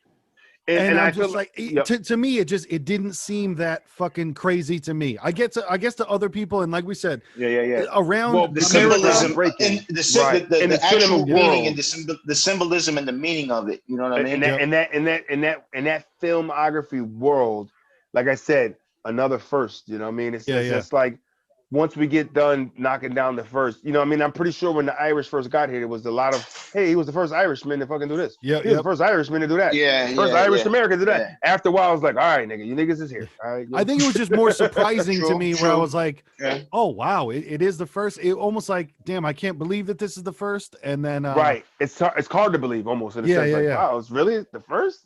Yep. Damn, man. You know what I mean? People I guess it was just something I didn't notice. But you're right. Jordan Peele said the perfect thing of like, it's if you build it, they'll come. You know, like just right, like the Field of Dreams shit. Watch it because I think a lot of people have it in their head how fucking racist people are in terms of everything, and when instead, they'll go watch the fucking movie. Like they're gonna watch the movie. Is it a good movie? People are gonna watch it. Like I said, Parasite is one of the best movies I've ever seen in my fucking life. And I gotta see that. I haven't seen it either. It's on Hulu now. It won movie of the year for a reason. Yeah, it got movie was of one the of year. those. I watched it and it really won, and it deserved to win. It was one of the best movies I've ever seen. But who knows if I ever would have watched it if it didn't win all those? Because if it didn't get all the play that it got, and it was just it was fucking amazing. They just put it out there but like you said, it's because they made it. They went and like, hey, we're gonna go all the way with this genre of a thriller and horror, and it worked. Put it out there and let it happen, man. And well, like I said, what Jordan Peele's doing is like, yeah, he's being groundbreaking and being the first of doing these, but he's also trying to push the agenda. Like, no, it needs to go this way, so it won't be just spoke of that in that way. Yes. You know what I mean? Of like, well, I think his big the big hook with Jordan Peele was the ending on how the lead black character didn't die at all. Yes, that was key. It was that was the big when you saw the cops when he said you saw the flashing lights. They want you to believe like, then you're like, oh, it's over. Not living dead. How are they gonna believe that these rich white people, they're all dead, and he's gonna convince them that he was innocent? You know what I'm saying? That doesn't. Everybody that's watching that part, you're like, nah, bro, it's over. You would think a slight second like, oh, good safety. Like, no, safety is they're all dead. Now you're in trouble. Yeah. You're in big shit now. Did you guys see the other one that he did after that? The one where the people are fighting like they're clones and shit, like they're being hunted by themselves. Did you see it? Yes, I saw that. I didn't see that one. With the lady with that girl. No, I didn't see that. I'm still trying to look at what his subliminal. I think like black people attacking themselves kind of deal. At war with themselves. That was Jordan Peele. I think it was like a self war with ourselves at times. You know what I'm saying? It kind of felt like, I don't know. You guys got to check it out. Let me know. I got to watch it again. But it felt like that family was trying. It was like the image of that nasty family, that nasty black evil family. That image was who they were battling, and they were basically trying to kill them and have like that bad versus evil, good versus evil. You know what I'm saying? Okay. Yep. The evil side of what they're portrayed as, trying to take over and kill them and replace them, and they were identical. Yeah, I kind of feel like that's where it was going. It was bugged out, man. See, because I was getting, because before I watch a movie, if it doesn't attract me from the instant I see the trailer, I take feedback. Right. And I kind of. No, I can tell you one thing. Was a little shy because the feedback I was getting was, what the movie wasn't all that, but I guess they didn't understand the movie. You know what I mean? And I think when I run into like certain white people that I've talked to that saw it. Like, I didn't like it. I feel like they were attacking white people. I was like, what? That's what you got out of that? It's like, I don't know about attacking them, but it was just like making like social notes within things. Like, hey, don't tell me I'm different and you like my hair and you want to touch it. You know what I'm saying? Like, you know what I'm saying? It's like there's little subtle things that are in there that are like a thing. You know what I'm saying? It's like I think that people, because and you know what's funny? When he said something in this documentary, it made me tie into when people say that. When people do the whole, oh, they were attacking white people, and they were, you know, when I heard, you know, certain white people say they were attacking white people and I didn't like it, I was like, huh, you're the ones he was talking about.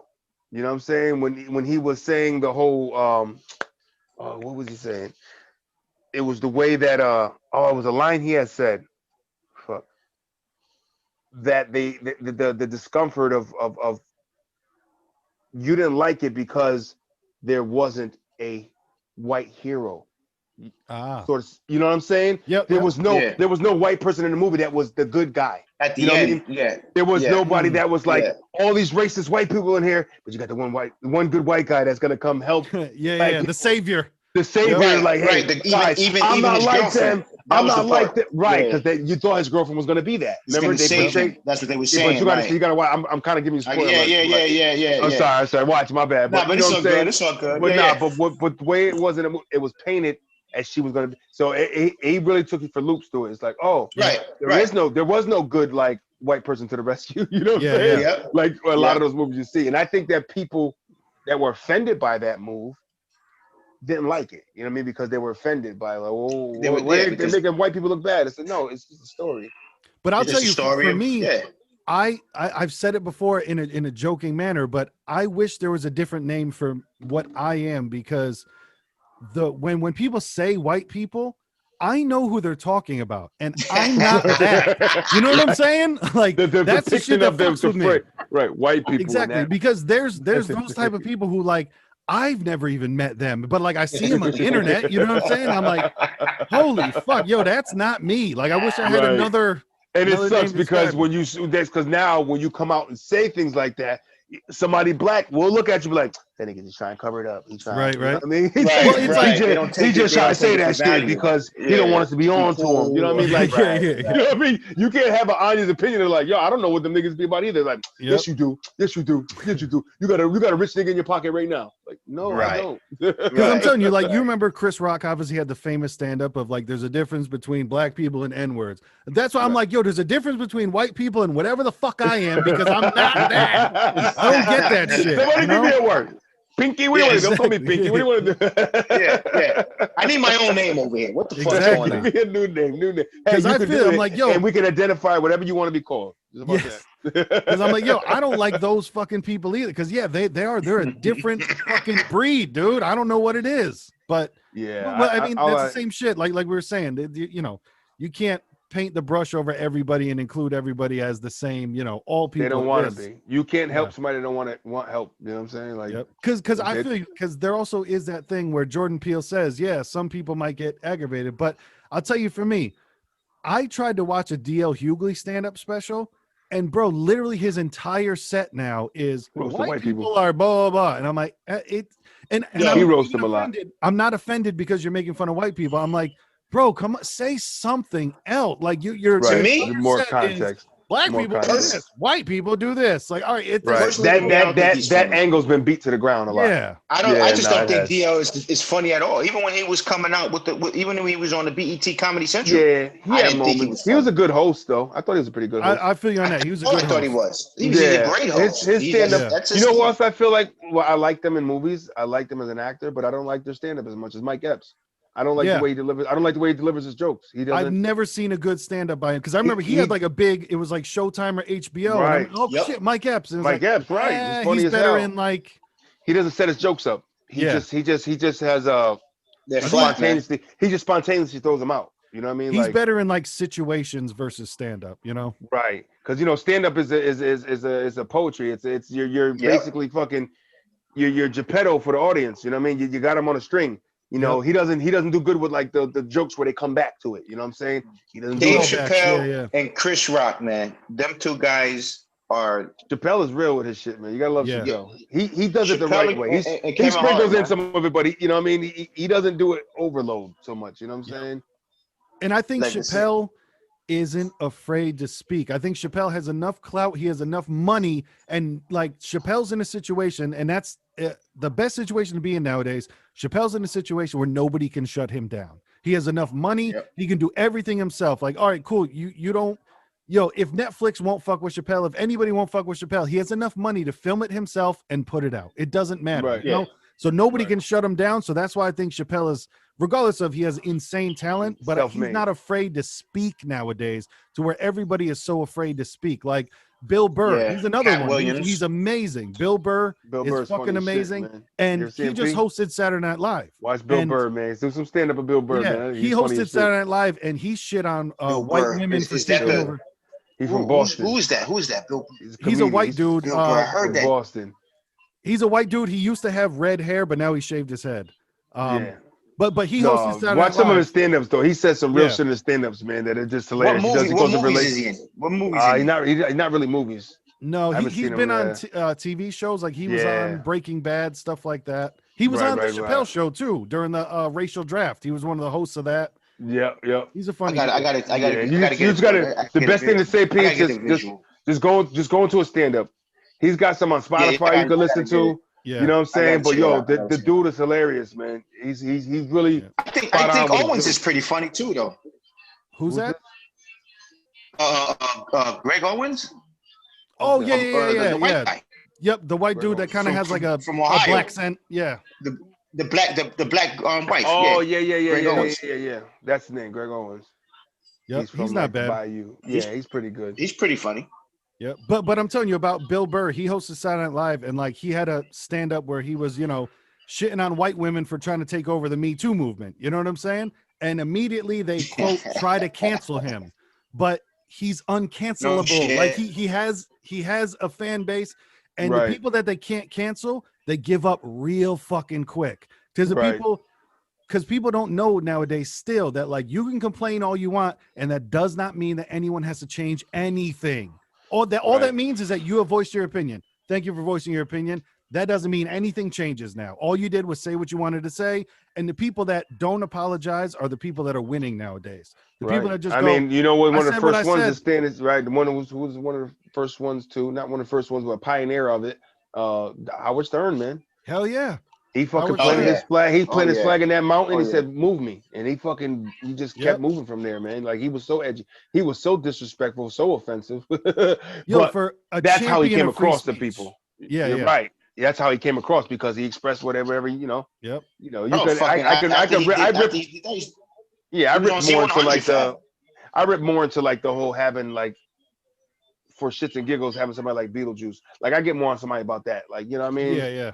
You kind of like poking taking fun at advantage of mentally right. challenged Somebody people. like Yeah. that when they do it like that. I take shots at Jimmy Kimmel too for having the Spanish dude he always has Yep. Guillermo's Yeah. like has Guillermo, a certain yep. hey Yeah. Jimmy, you know what I mean? It has that like It's a clear character. He's like of- tattoo, right? Yeah. I feel you. I don't like that shit. He's like tattoo the Frozen Butler. I'm raps. like, Frozen. yeah, Okay. we're good. We're back. You're good now. You're good now. You're good Yeah, now. You're yeah, back. it's like you know what I mean when they do all that, it's like yeah, what y'all really doing, man? Like Beetlejuice and Guillermo, and it's like that's that underlying. But when you ask them, it's like I know what you're doing. Then you approach somebody like they're like, whoa, buddy, you took that way out of context. Come Yeah. on, that's not what we're doing here. He's a good guy. We're just trying to give him a job like anybody else. Exactly what you're doing. You know he looked funny. You know he's mentally challenged, and you're poking fun and making and you're profiting off it. Yep. Come on, man. That's exactly what I you're don't doing. think Guillermo is stupid. No, I'm talking about like Beetlejuice. You know what I'm saying? From Howard Oh. Stern. You know what I'm saying? I think Guillermo is playing more stupid kind of just for that role. Yeah, I think he's playing Yeah. a character. Definitely. Like Right. he He leans say- into it. Yimi, I don't know. You know what I mean? It's like he probably got a bachelor's degree in fucking social science or something, man. Like, come on. You know what I'm saying? Like, but No, you're right. He leans into it. You could tell. he does. He does. It's an And agreed upon. if he's okay with it, then I guess it's who else is to tell him? You know, besides people Yeah. that are part of the culture Right, of his. right, Like, yo, man, right. you making us look stupid, man. You representing us right now. You Right. know what I'm saying? Like, But there's I pride feel in every culture, it is man. weird to have like now we got our token Spanish guy that's over here, and he's every single he has every single fucking caricature that you think that they right. you know? Every stereotype, like they're gonna pan to him and he's gonna look in the camera as they pan to him and go, ay, like you know what I mean? Like it's so bad to do that. You know what I'm saying? It's like, come on, man. But that's the kind of shit that, you know, that like I said, tattoo and anything else that's pushed. Yeah. Those are all hidden agendas, man. They're all hidden like gems in there. That's that north, like I always said, northeast shit, man. They put it in plain sight, and if you don't see it, they feel like they won. You know what I'm saying? Like, look at that. We intentionally did it just like that, and nobody knew. But the thing, how they do it is they'll put it there, won't draw attention to it, just leave it there, and then if it's like you said, if it don't pick up, they got it. They got it. You know what I'm saying? Because in the South, it's blatant. They'll just tell you. You know what I mean? The South is just you know what I mean? They hide everything up here. That's why, as far as down here is like I said, even if the guys that are like super liberals, like you're super liberal, but you got some thoughts that you have different too. You ain't that damn liberal. Like, you know what I'm saying? Like that damn liberal. You know what I'm saying? Like, come on, man. You might not invite me in your house, but you out there talking about Black Lives Matter. I'm just saying. I don't know. Some cats is like that. You know what I'm saying? They get part of the movement because they feel it's right, even though they don't believe it's right. Yeah, it's performative more than like well, and more than feel. Well, and I'm telling you, a lot of those businesses in Minnesota and all around the country, a lot of them found out that like writing Black Lives Matter on your window doesn't save that shit from getting smashed the fuck out. You know what I mean? Right. And that's the shit I like, because I want people to get that wake up of like, you can't pretend, and you're like, no, but guys, I'm with you. Boom, it's still happening. You know, motherfuckers was like, I'm not buying that. We're not buying that. Right. That patronizing shit doesn't work. You know. Right. No, it doesn't. It's to that point. It's to that point. It's either you're 100% or you're not. That's it. Yeah. Right. There's no more 50-50, 25-30. Nah. It's either you're in or you're out. That's it. Right. Yo, shout out to fucking Jada Pinkett. I always thought she was hot back in the day too. Jada Pinkett. I always thought she was hot back. I just had a thing for her. I had a thing for her back in the day. The short hair. I liked it when she had hair. Shout out to the producer who fought for her to get that role. Yeah. Yeah, that was dope. That was a dope story.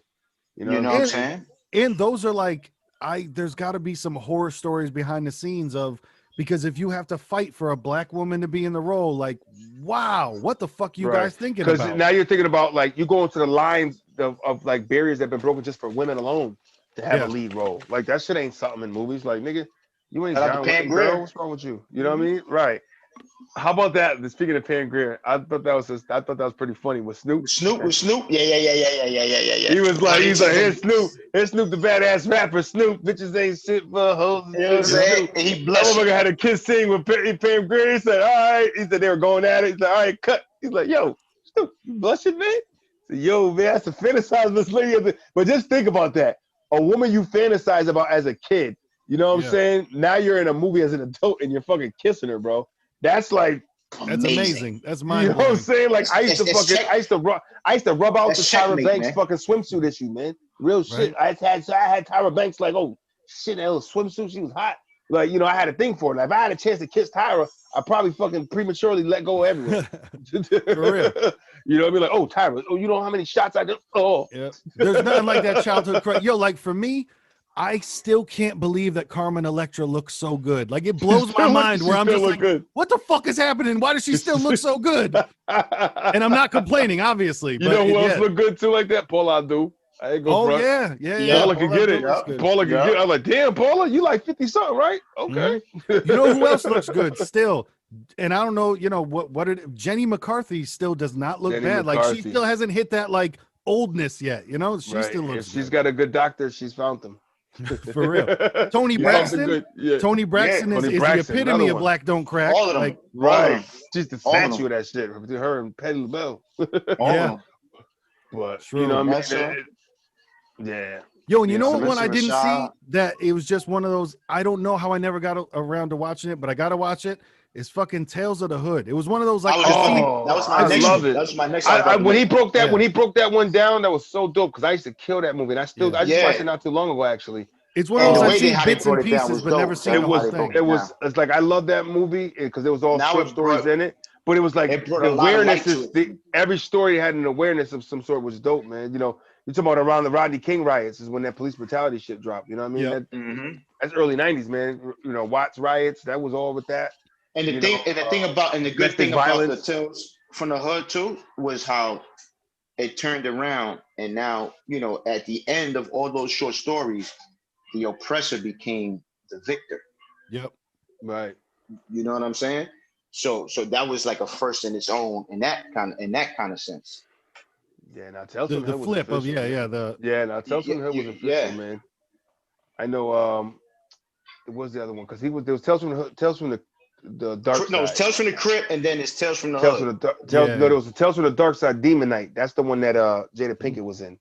That's the one with the guy that was a director who looked like he could have been related to me and shit with the dress. Yeah, with the hair and shit. Chubby dude with the dress, straight looking like he's my uncle or some shit. Stupid. You know what I mean? But you know, I give it to that guy that was, just knowing that what was going on at the time, and to be in those situations, like, and not lose your shit, knowing that something's wrong being done to you. That takes It was a lot, good that they knew I they commend worth, that, man, because it's like it was good those producers shit. knew they worth. I mean, definitely. shit. Me and P got into it because the nigga was talking about some dumb shit, and I got all crazy. I can imagine now. I have a passion to be doing something, and I know somebody's doing me wrong in that passion that I have in that field. And I got a vision, and you're trying to fuck up my vision. I'm gonna feel some kind of way too. I'm gonna be the and black guy too. If you can complain, if you complain, they'll take your shit away. You know that they have the power to just be like, you know what? Hey, we're done. We're gonna get somebody else. Goodbye. And legally feed you some bullshit.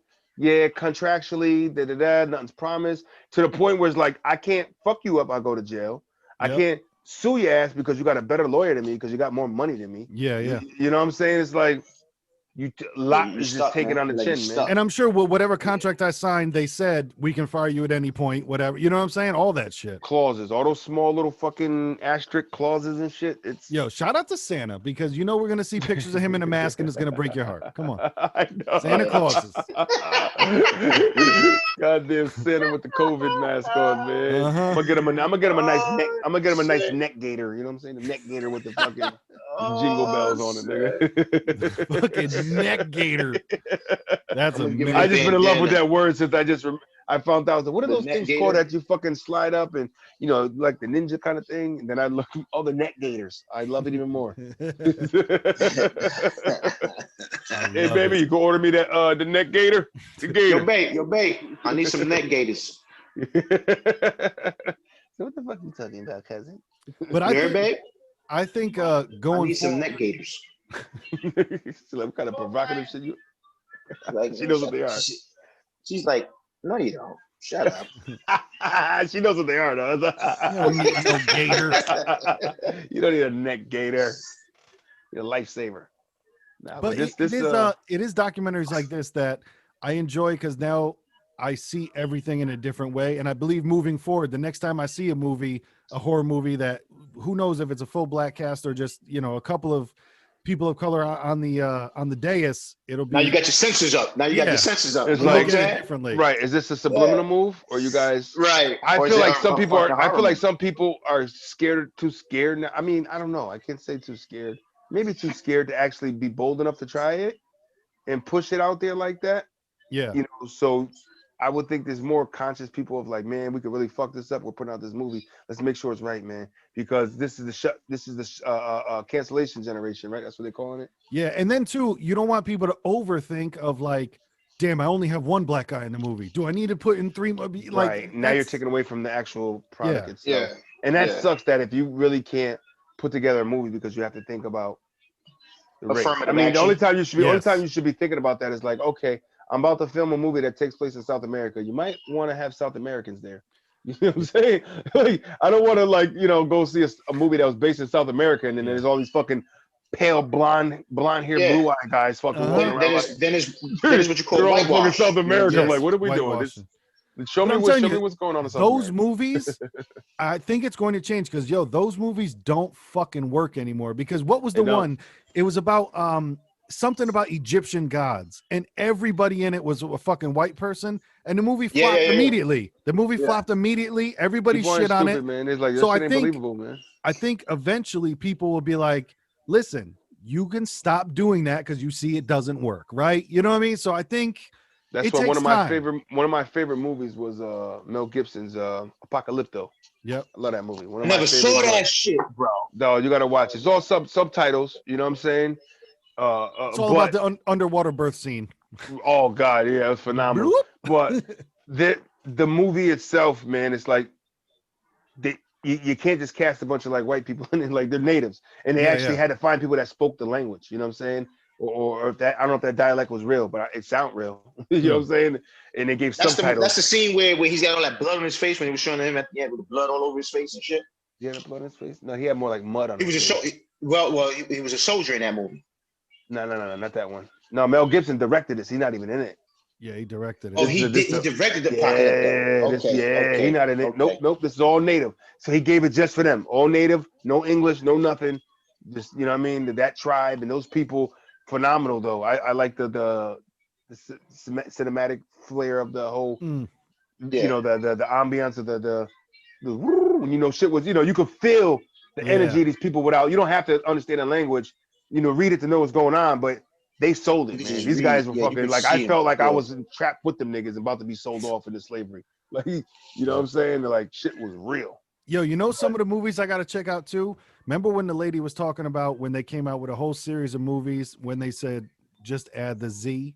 Remember where it was like that was 90s. And that wolves was the 90s. I gotta see some of those, man. I gotta see some of those. I feel like I remember those movies because they was always at the fucking bootleg man spot. Basically, they said that's when hip hop came into the scene. They you know, it was hip hop and horror. That's when they started coming in LL and being in horror movies and shit. Busta Rhymes was in one. Hey, Busta Rhymes almost beat up fucking Mike Myers, so I give him credit for that. Well, it's a big ass motherfucker. He had to have a chance, right? he hit him with a Spartan kick, right? He hit him with at least a kick to the chest. He had a chance. Nah, but all in all, man, it was I felt it was informational with things.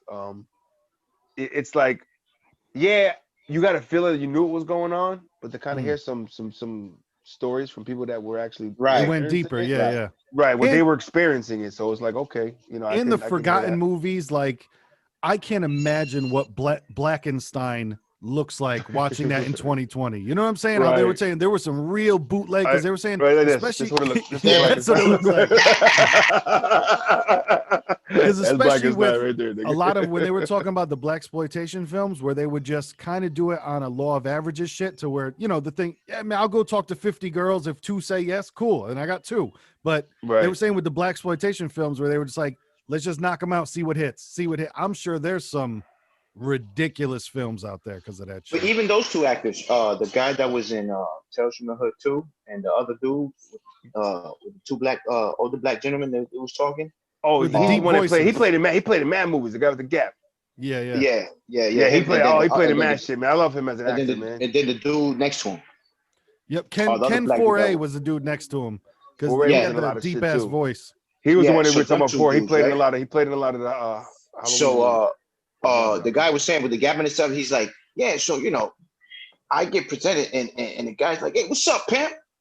Thinking like he's complimenting me or some shit. Right. So I take it that in the way he said it was like he said it in a confused manner. He said, I think that he felt as though he was complimenting me. Complimenting me. Like, you know what I'm saying? Like you know damn well before he even did all of that, I thought he was gonna be, you know, but even to him, when he took offense almost to the fact, I was like, oh yeah, this is some deep shit going down. You know what fucked me up in this shit? How about not knowing that fucking David Allen Greer was classically trained in fucking Shakespeare, nigga? Yeah. Because he was so crazy. He's such a good comedian that you like wouldn't even. You would never think like Shakespeare and him would be a thing. But now that they said that, I go back and think about some of the shit he used to do in Living Color. He was like, no, you know, he'd get into that like fucking, you know what I mean? Like when they were doing the con men, him and fucking Damon Wayans. Yep. And they were making up words and shit. The Hot Pick and Live series. That was probably all him. You know what I mean? Yeah. Getting into his Shakespearean dials up there. Yeah, he was saying he's very fluent. But yo, watch the fucking Tales from the Hood, bro. You're gonna see a different side of him. That's why they said that, because when you see him in that, you be like, oh shit, I hate that nigga. Yeah, I seen that. Five didn't see it. Five didn't see it. Yeah, I haven't seen it. I gotta watch part 1 with David Allen Greer. Those are actually, damn, I'm about to watch that soon. That was I think I just watched it not too long ago, but I watch it again. Bro, they once the doc was over, underneath it was given all the movies they Oh, referenced. see, I didn't even. Yeah. I turned it off when it was And done. then not only that, there's an uncut version to this documentary also. I saw that with mad episodes, like 6 or 7 episodes, right? No shit. Yep. Huh. Yeah. So basically what the uncut version is in the one-on-one on all of those different people that were casted, and the one that we saw, what they did was they broke it down in depth more one-on-one with each one of them. Yo, I used to have a thing for that light-skinned chick too that was speaking, man. The one that was the one that was always like fucked up on drugs. They made her play like all the time. She had she goes, I always say she got like small baby teeth looking, you know what I mean? Like they're like small but spaced out a little bit. What the fuck? The light-skinned girl. She played in that. She played in that movie. She was on Tales from the Hood. She was the one that was getting abused. The wife. She was getting abused, right? So hers. What else? She played in other shit too, man. But there was I forgot what movie it was. She had such a sexy appeal to me in that movie. It's like she don't look as great as like you would think in my eyes, but I'm like she don't look as great as I wanted to, but she does. Like some of them girls, like there's just something about them type shit. You know what I'm saying? Let me see where she at. Is that her? Her. Yep. Yeah. Yep. Paula Jai Parker. That's her. Look at that. Don't Be a Menace. What else she was in? Don't Be a Menace. Yeah, she was the one. Like, what do you say? We saw. Hustle and Flow. Daddy? Friday. There you go. Friday. She was the one that was calling the house. That's what I know her from. No, she was the one with the extensions. She was the one with the extensions on the call. She was the big girl, not the big girl, not the big girl. She was a hot girl. Hot girl in the weigh-ins. Yeah, she was calling the house, talking shit all the time. Yeah. I had such a thing for that girl, man. I remember her from the Wayans Brothers show. That's what I remember her from. Yeah. But then it's like, man, I forgot shit like People Under the Stairs. Like that was a dope movie. That was dope. People Under the Stairs. And that was in a first of its own where it had the little black kid as a lead role in that movie. Yeah. Yo, it's funny to see that black dude from Nightmare on Elm Street. I tell you, got to watch that one. That's part 4. That black dude was from 5. The Dream Warriors, where they all had special powers in their dreams, where they, you know what I mean? And I kind of stopped after 3. After 3, I kind of lost. Nah, 4 was. I think after 4, it got a little funny, but 4 was official because I think it became like. I think it's because now it made it like the kids were fighting back at another level. They fought back on Freddy's level in their dreamland, so they had powers too. So I thought that was kind of official. Oh, okay. It's a different twist. Okay. You know what I mean? Like the kid that was in a wheelchair was like super powered, running in his dreams and shit. You know what I'm saying?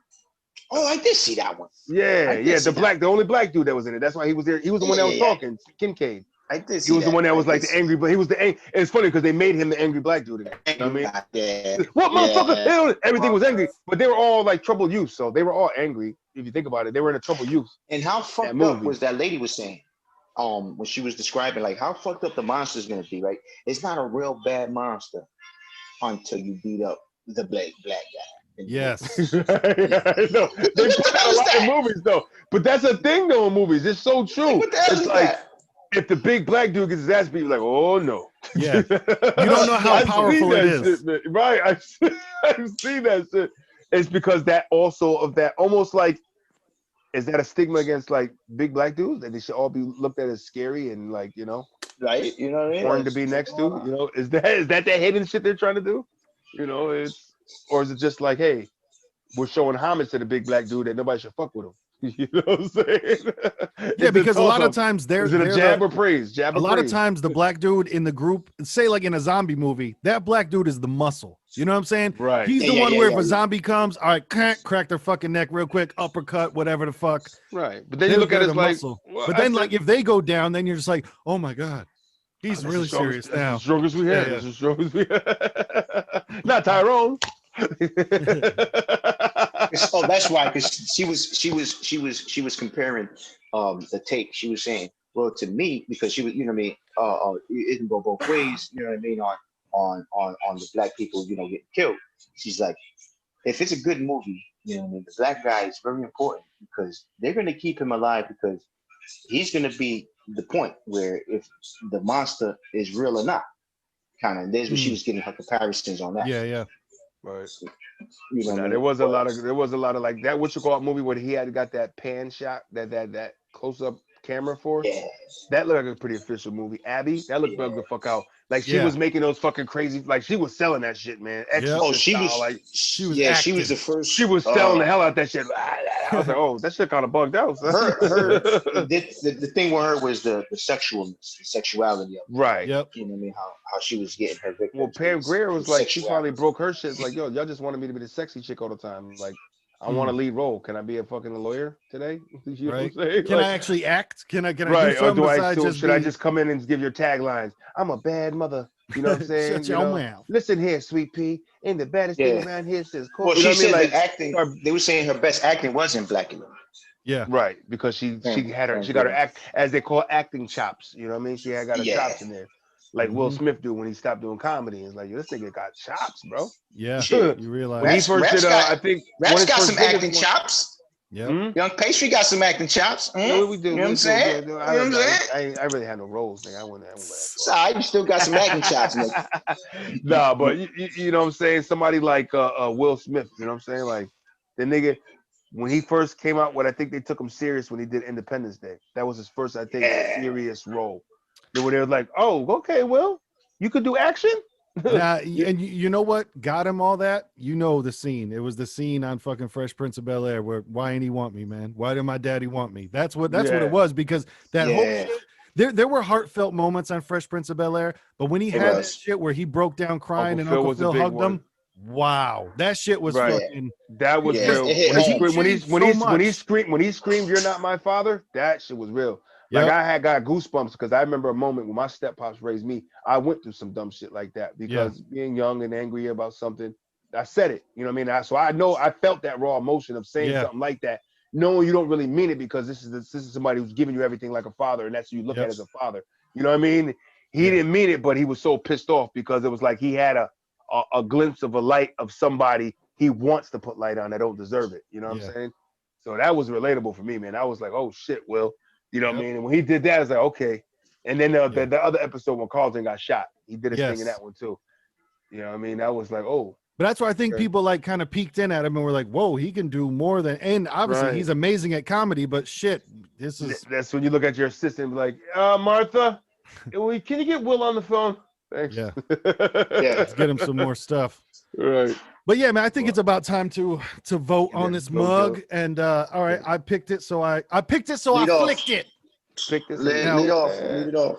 For me, because this was one of those where it opened up my mind, so I enjoyed it. So I gave it a 4 out of 5 in terms of just brightening my mind and making me realize other stuff. I take the 1 off because there was it became a little bit formulaic in the thing where it was like, hey, and about this movie, boom, boom, boom, and about this movie, boom, boom, boom. So it came a little bit like that, but 4 out of 5. It made me open up. I know I'm gonna now look at things differently, and that's what I got. 4 out of 5. 4 out of 5 pumps. Nice. P, you want to go ahead? So. All right. You guys are gonna be surprised, but you know what I mean. To be honest, I loved it. You sure? You can know what I mean. I promise I won't argue with you. I promise. I loved it because you know what I mean. Just for the simple fact that there's been movies that I've seen. You know what I mean, with these exploitations in them, and they just have gone by me. You know what I mean. And now this picture or this documentary identifies and points out the things that I've missed. And now because of that, I feel stupid. But then again, I'm like, wow, you know what I mean? The way the people were speaking about the documentary and explaining these things, the emotions that were attached to their explanations and how they were feeling, you know what I mean? You know what I mean? It was like a big deal even for them, you know what I'm saying? Also explaining these different scenarios and stuff like that. I loved it also because you know what I mean? It had me on my seat because I was like, oh shit, I wanted to see the next one. And what was the next one? And what was the next one? Just to teach me, you know what I mean? And for me to learn about it, you know what I mean? I gave this a 5, man, a 5 Canepars and all. I know in the beginning, you know, I told you it was that and that and all, but that was the fuck around. But I loved it, man. I loved the documentary. It was very educational. And yeah, man, it was dope. It was definitely an eye opener for me. You know what I mean? And yeah, it was dope. I liked it. Good stuff. Nice. Yeah. I'm gonna go. I'm gonna go 4.5 watermelons, man. I was on the cusp of a fiber. I think maybe I took a half off because I wanted to see maybe like Halle Berry or something. She was in a scary movie, right? Maybe I wanted to hear something she had to say. I don't know. Remember you was in Gothica? Remember Gothica? I Yeah, think that was scary. that's what it was. I think that was a scary Wow. one, right? You was Monster Ball. Oh no. No, That was a real wasn't scary it. one. That was scary. To see That sex fucking Billy scene was Bob Thornton scary. fucking Yeah. humping over your body was to see his face was like, oh Oof. God. Can we put Tyrese in this shot or something? I don't want to Right? see any Oh, nigga. But I don't Will. want to see That's when you say Martha. Get Will on the phone. Right. But I say 4.5. Why I went up high, man, is me being such a big cinema fan like that. Like I'm a big, I love movies. I always have. Um, and to have a certain eye-opening awareness of me being such a big fan and always loving it. I never saw some of the shit like that. You know what I mean? So it's almost like I'm not mad at myself. It's just interesting because like you can't be mad at yourself because how the fuck was I supposed to really? Right. I wasn't out. Like, had I been like now, like where I watch a Get Up at an older age, watching Get Up at a young age, not Get Up, Get Out. Excuse me, Get Out. Watching Get Out at a young age, I think is not going to resonate the same as if you're watching it as a young adult and you have more awareness of what's going on.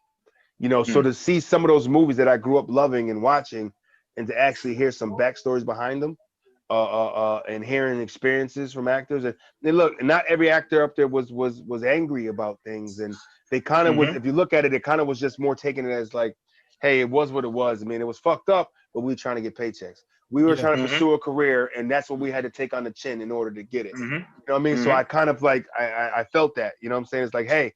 You feel it, you see it, and you appreciate somebody that's willing to work hard at something to break down a wall of an opportunity that you might have to go there. Like that's a big thing. Like, you know what I'm saying? Of like, if you're not the first in it, then you need the first to break that shit down so you can get there. When it comes to certain things, you know what I mean? It's like the first nigga to do it. Yeah. That's a beautiful thing. I think some people just look at it. Yeah, we had the first, but it's like, no, you got to really step back and look at that. Like, nah, wow, it's a big deal. That is a big deal to say, so many years later that it's a big deal because it feels like it should have been. You know what I mean? It's already like happened. Right. It should have already been. But for the fact that it's now and it hasn't, it's pretty phenomenal to the mind. And I think that once people really grasp that and see that part of it, they can have an understanding, man, of like, yeah, okay, I get it, man. You know what I mean? In a certain sense, I can't relate, but I get it. I think that's what a lot of it happens when, especially when a lot of black folk is, get angry about certain things with certain powers to be. Not all white people, but the white man, the ones that don't acknowledge are the ones they're angry at. And it turns into everybody. You know what I mean? And it's so wrong for any culture to blame a whole other culture for certain people within that your race or culture to be a certain way on all sides. It's no fear for anybody to do that shit. Black people, stop saying all white people are a certain way. Because why? Because you don't want it when they say all of us are a certain way. You don't we got to get back into Lil Mattress always preaches. You treat as though you want to be treated, man. You know what I'm saying? Like you got to give the way you want it back. You know what I'm saying? You can't nitpick on a motherfucker for doing something that you're doing the same exact shit. How much more hypocritical can that's not equality? Like some people think equality is like, no, I get everything better. Like no, that's equality is the same, and I want the same opportunities. I want to not be looked at in a certain way when I'm applying for a job. You know what I mean? Like I said, my dream one day, it's a weird dream, but I don't know. I don't want to say a dream, but a vision I try to see one day, and it's simple, but it's like I said, man, I would like to see an all black fire station, firemen, all black.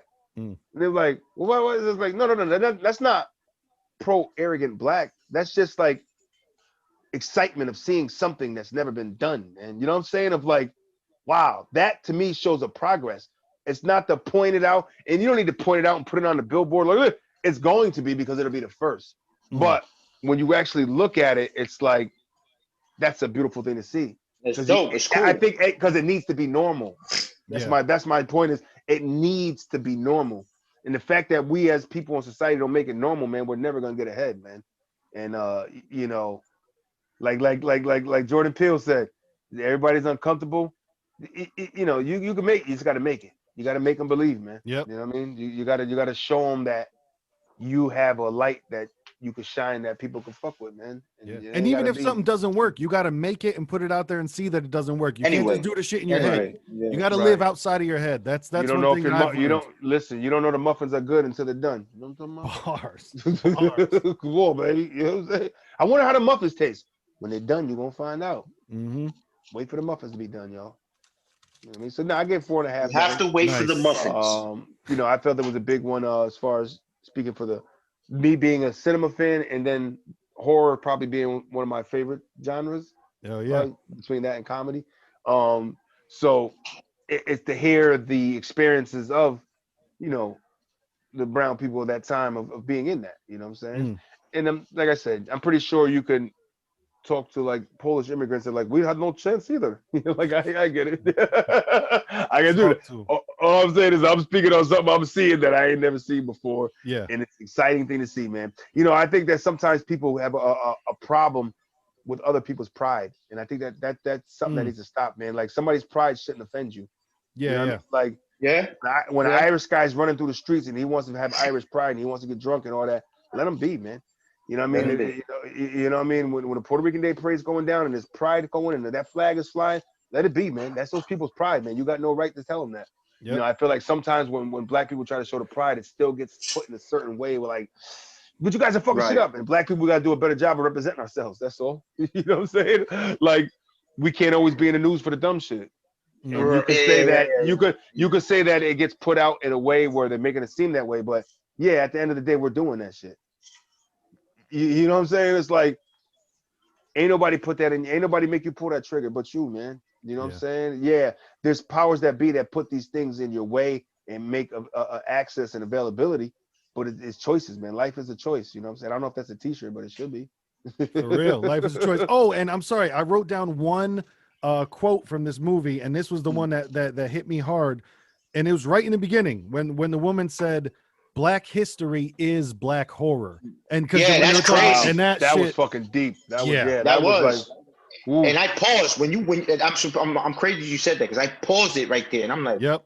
And I'm thinking what she's saying, and I'm really thinking, and I'm like, oh shit, yeah, like that has some validity to it, bro. I'm like, hell yeah. Wow. You look at the black history, especially here, it's like that's a horror. If you were to pitch the story of the blac man in his country, it's a fucking horror movie. It's a horror movie. It's a long one. You know what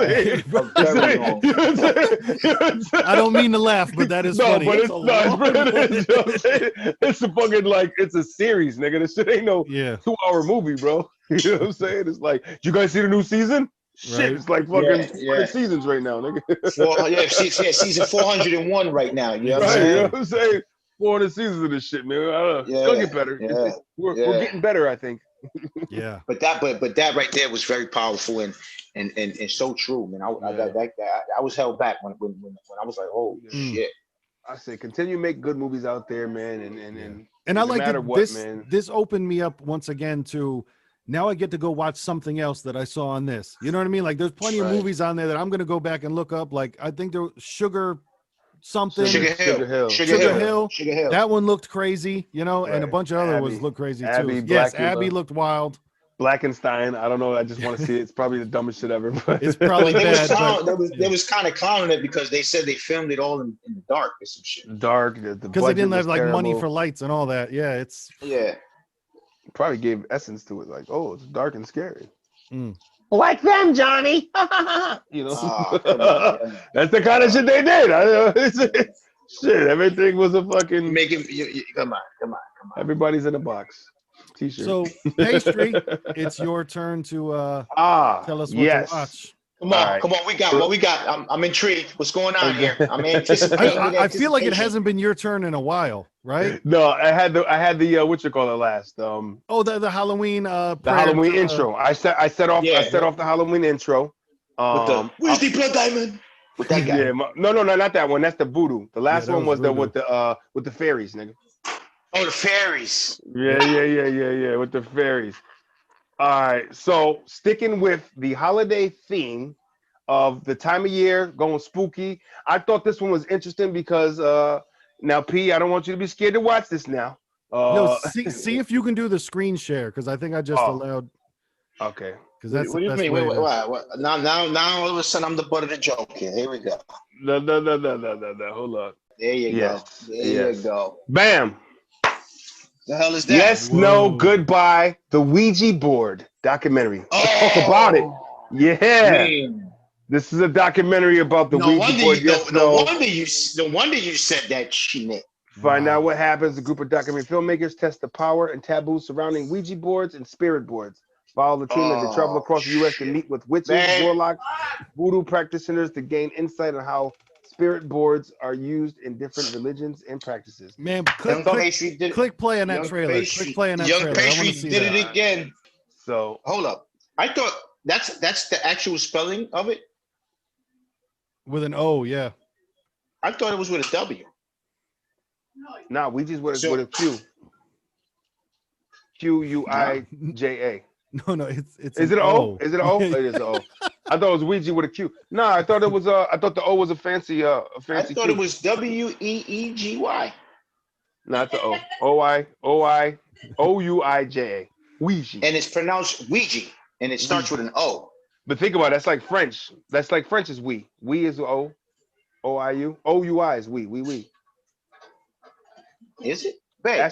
That's French. Babe, how you spell we in French? Fucking raps is always this. Fucking raps. It's Francais, nigga. Come on, man. We. But yeah, I present Ouija boards, man, and I'm gonna have one to present next week. But we all got to sit together and do it. Stop it! I'm not with that. No. I'm not with that. Listen, we gotta get real for this craft for this documentary. Listen. I'm like them guys in horror movies. I don't scare easy in horror movies or nothing like that. Bring a Ouija board. I'm all done.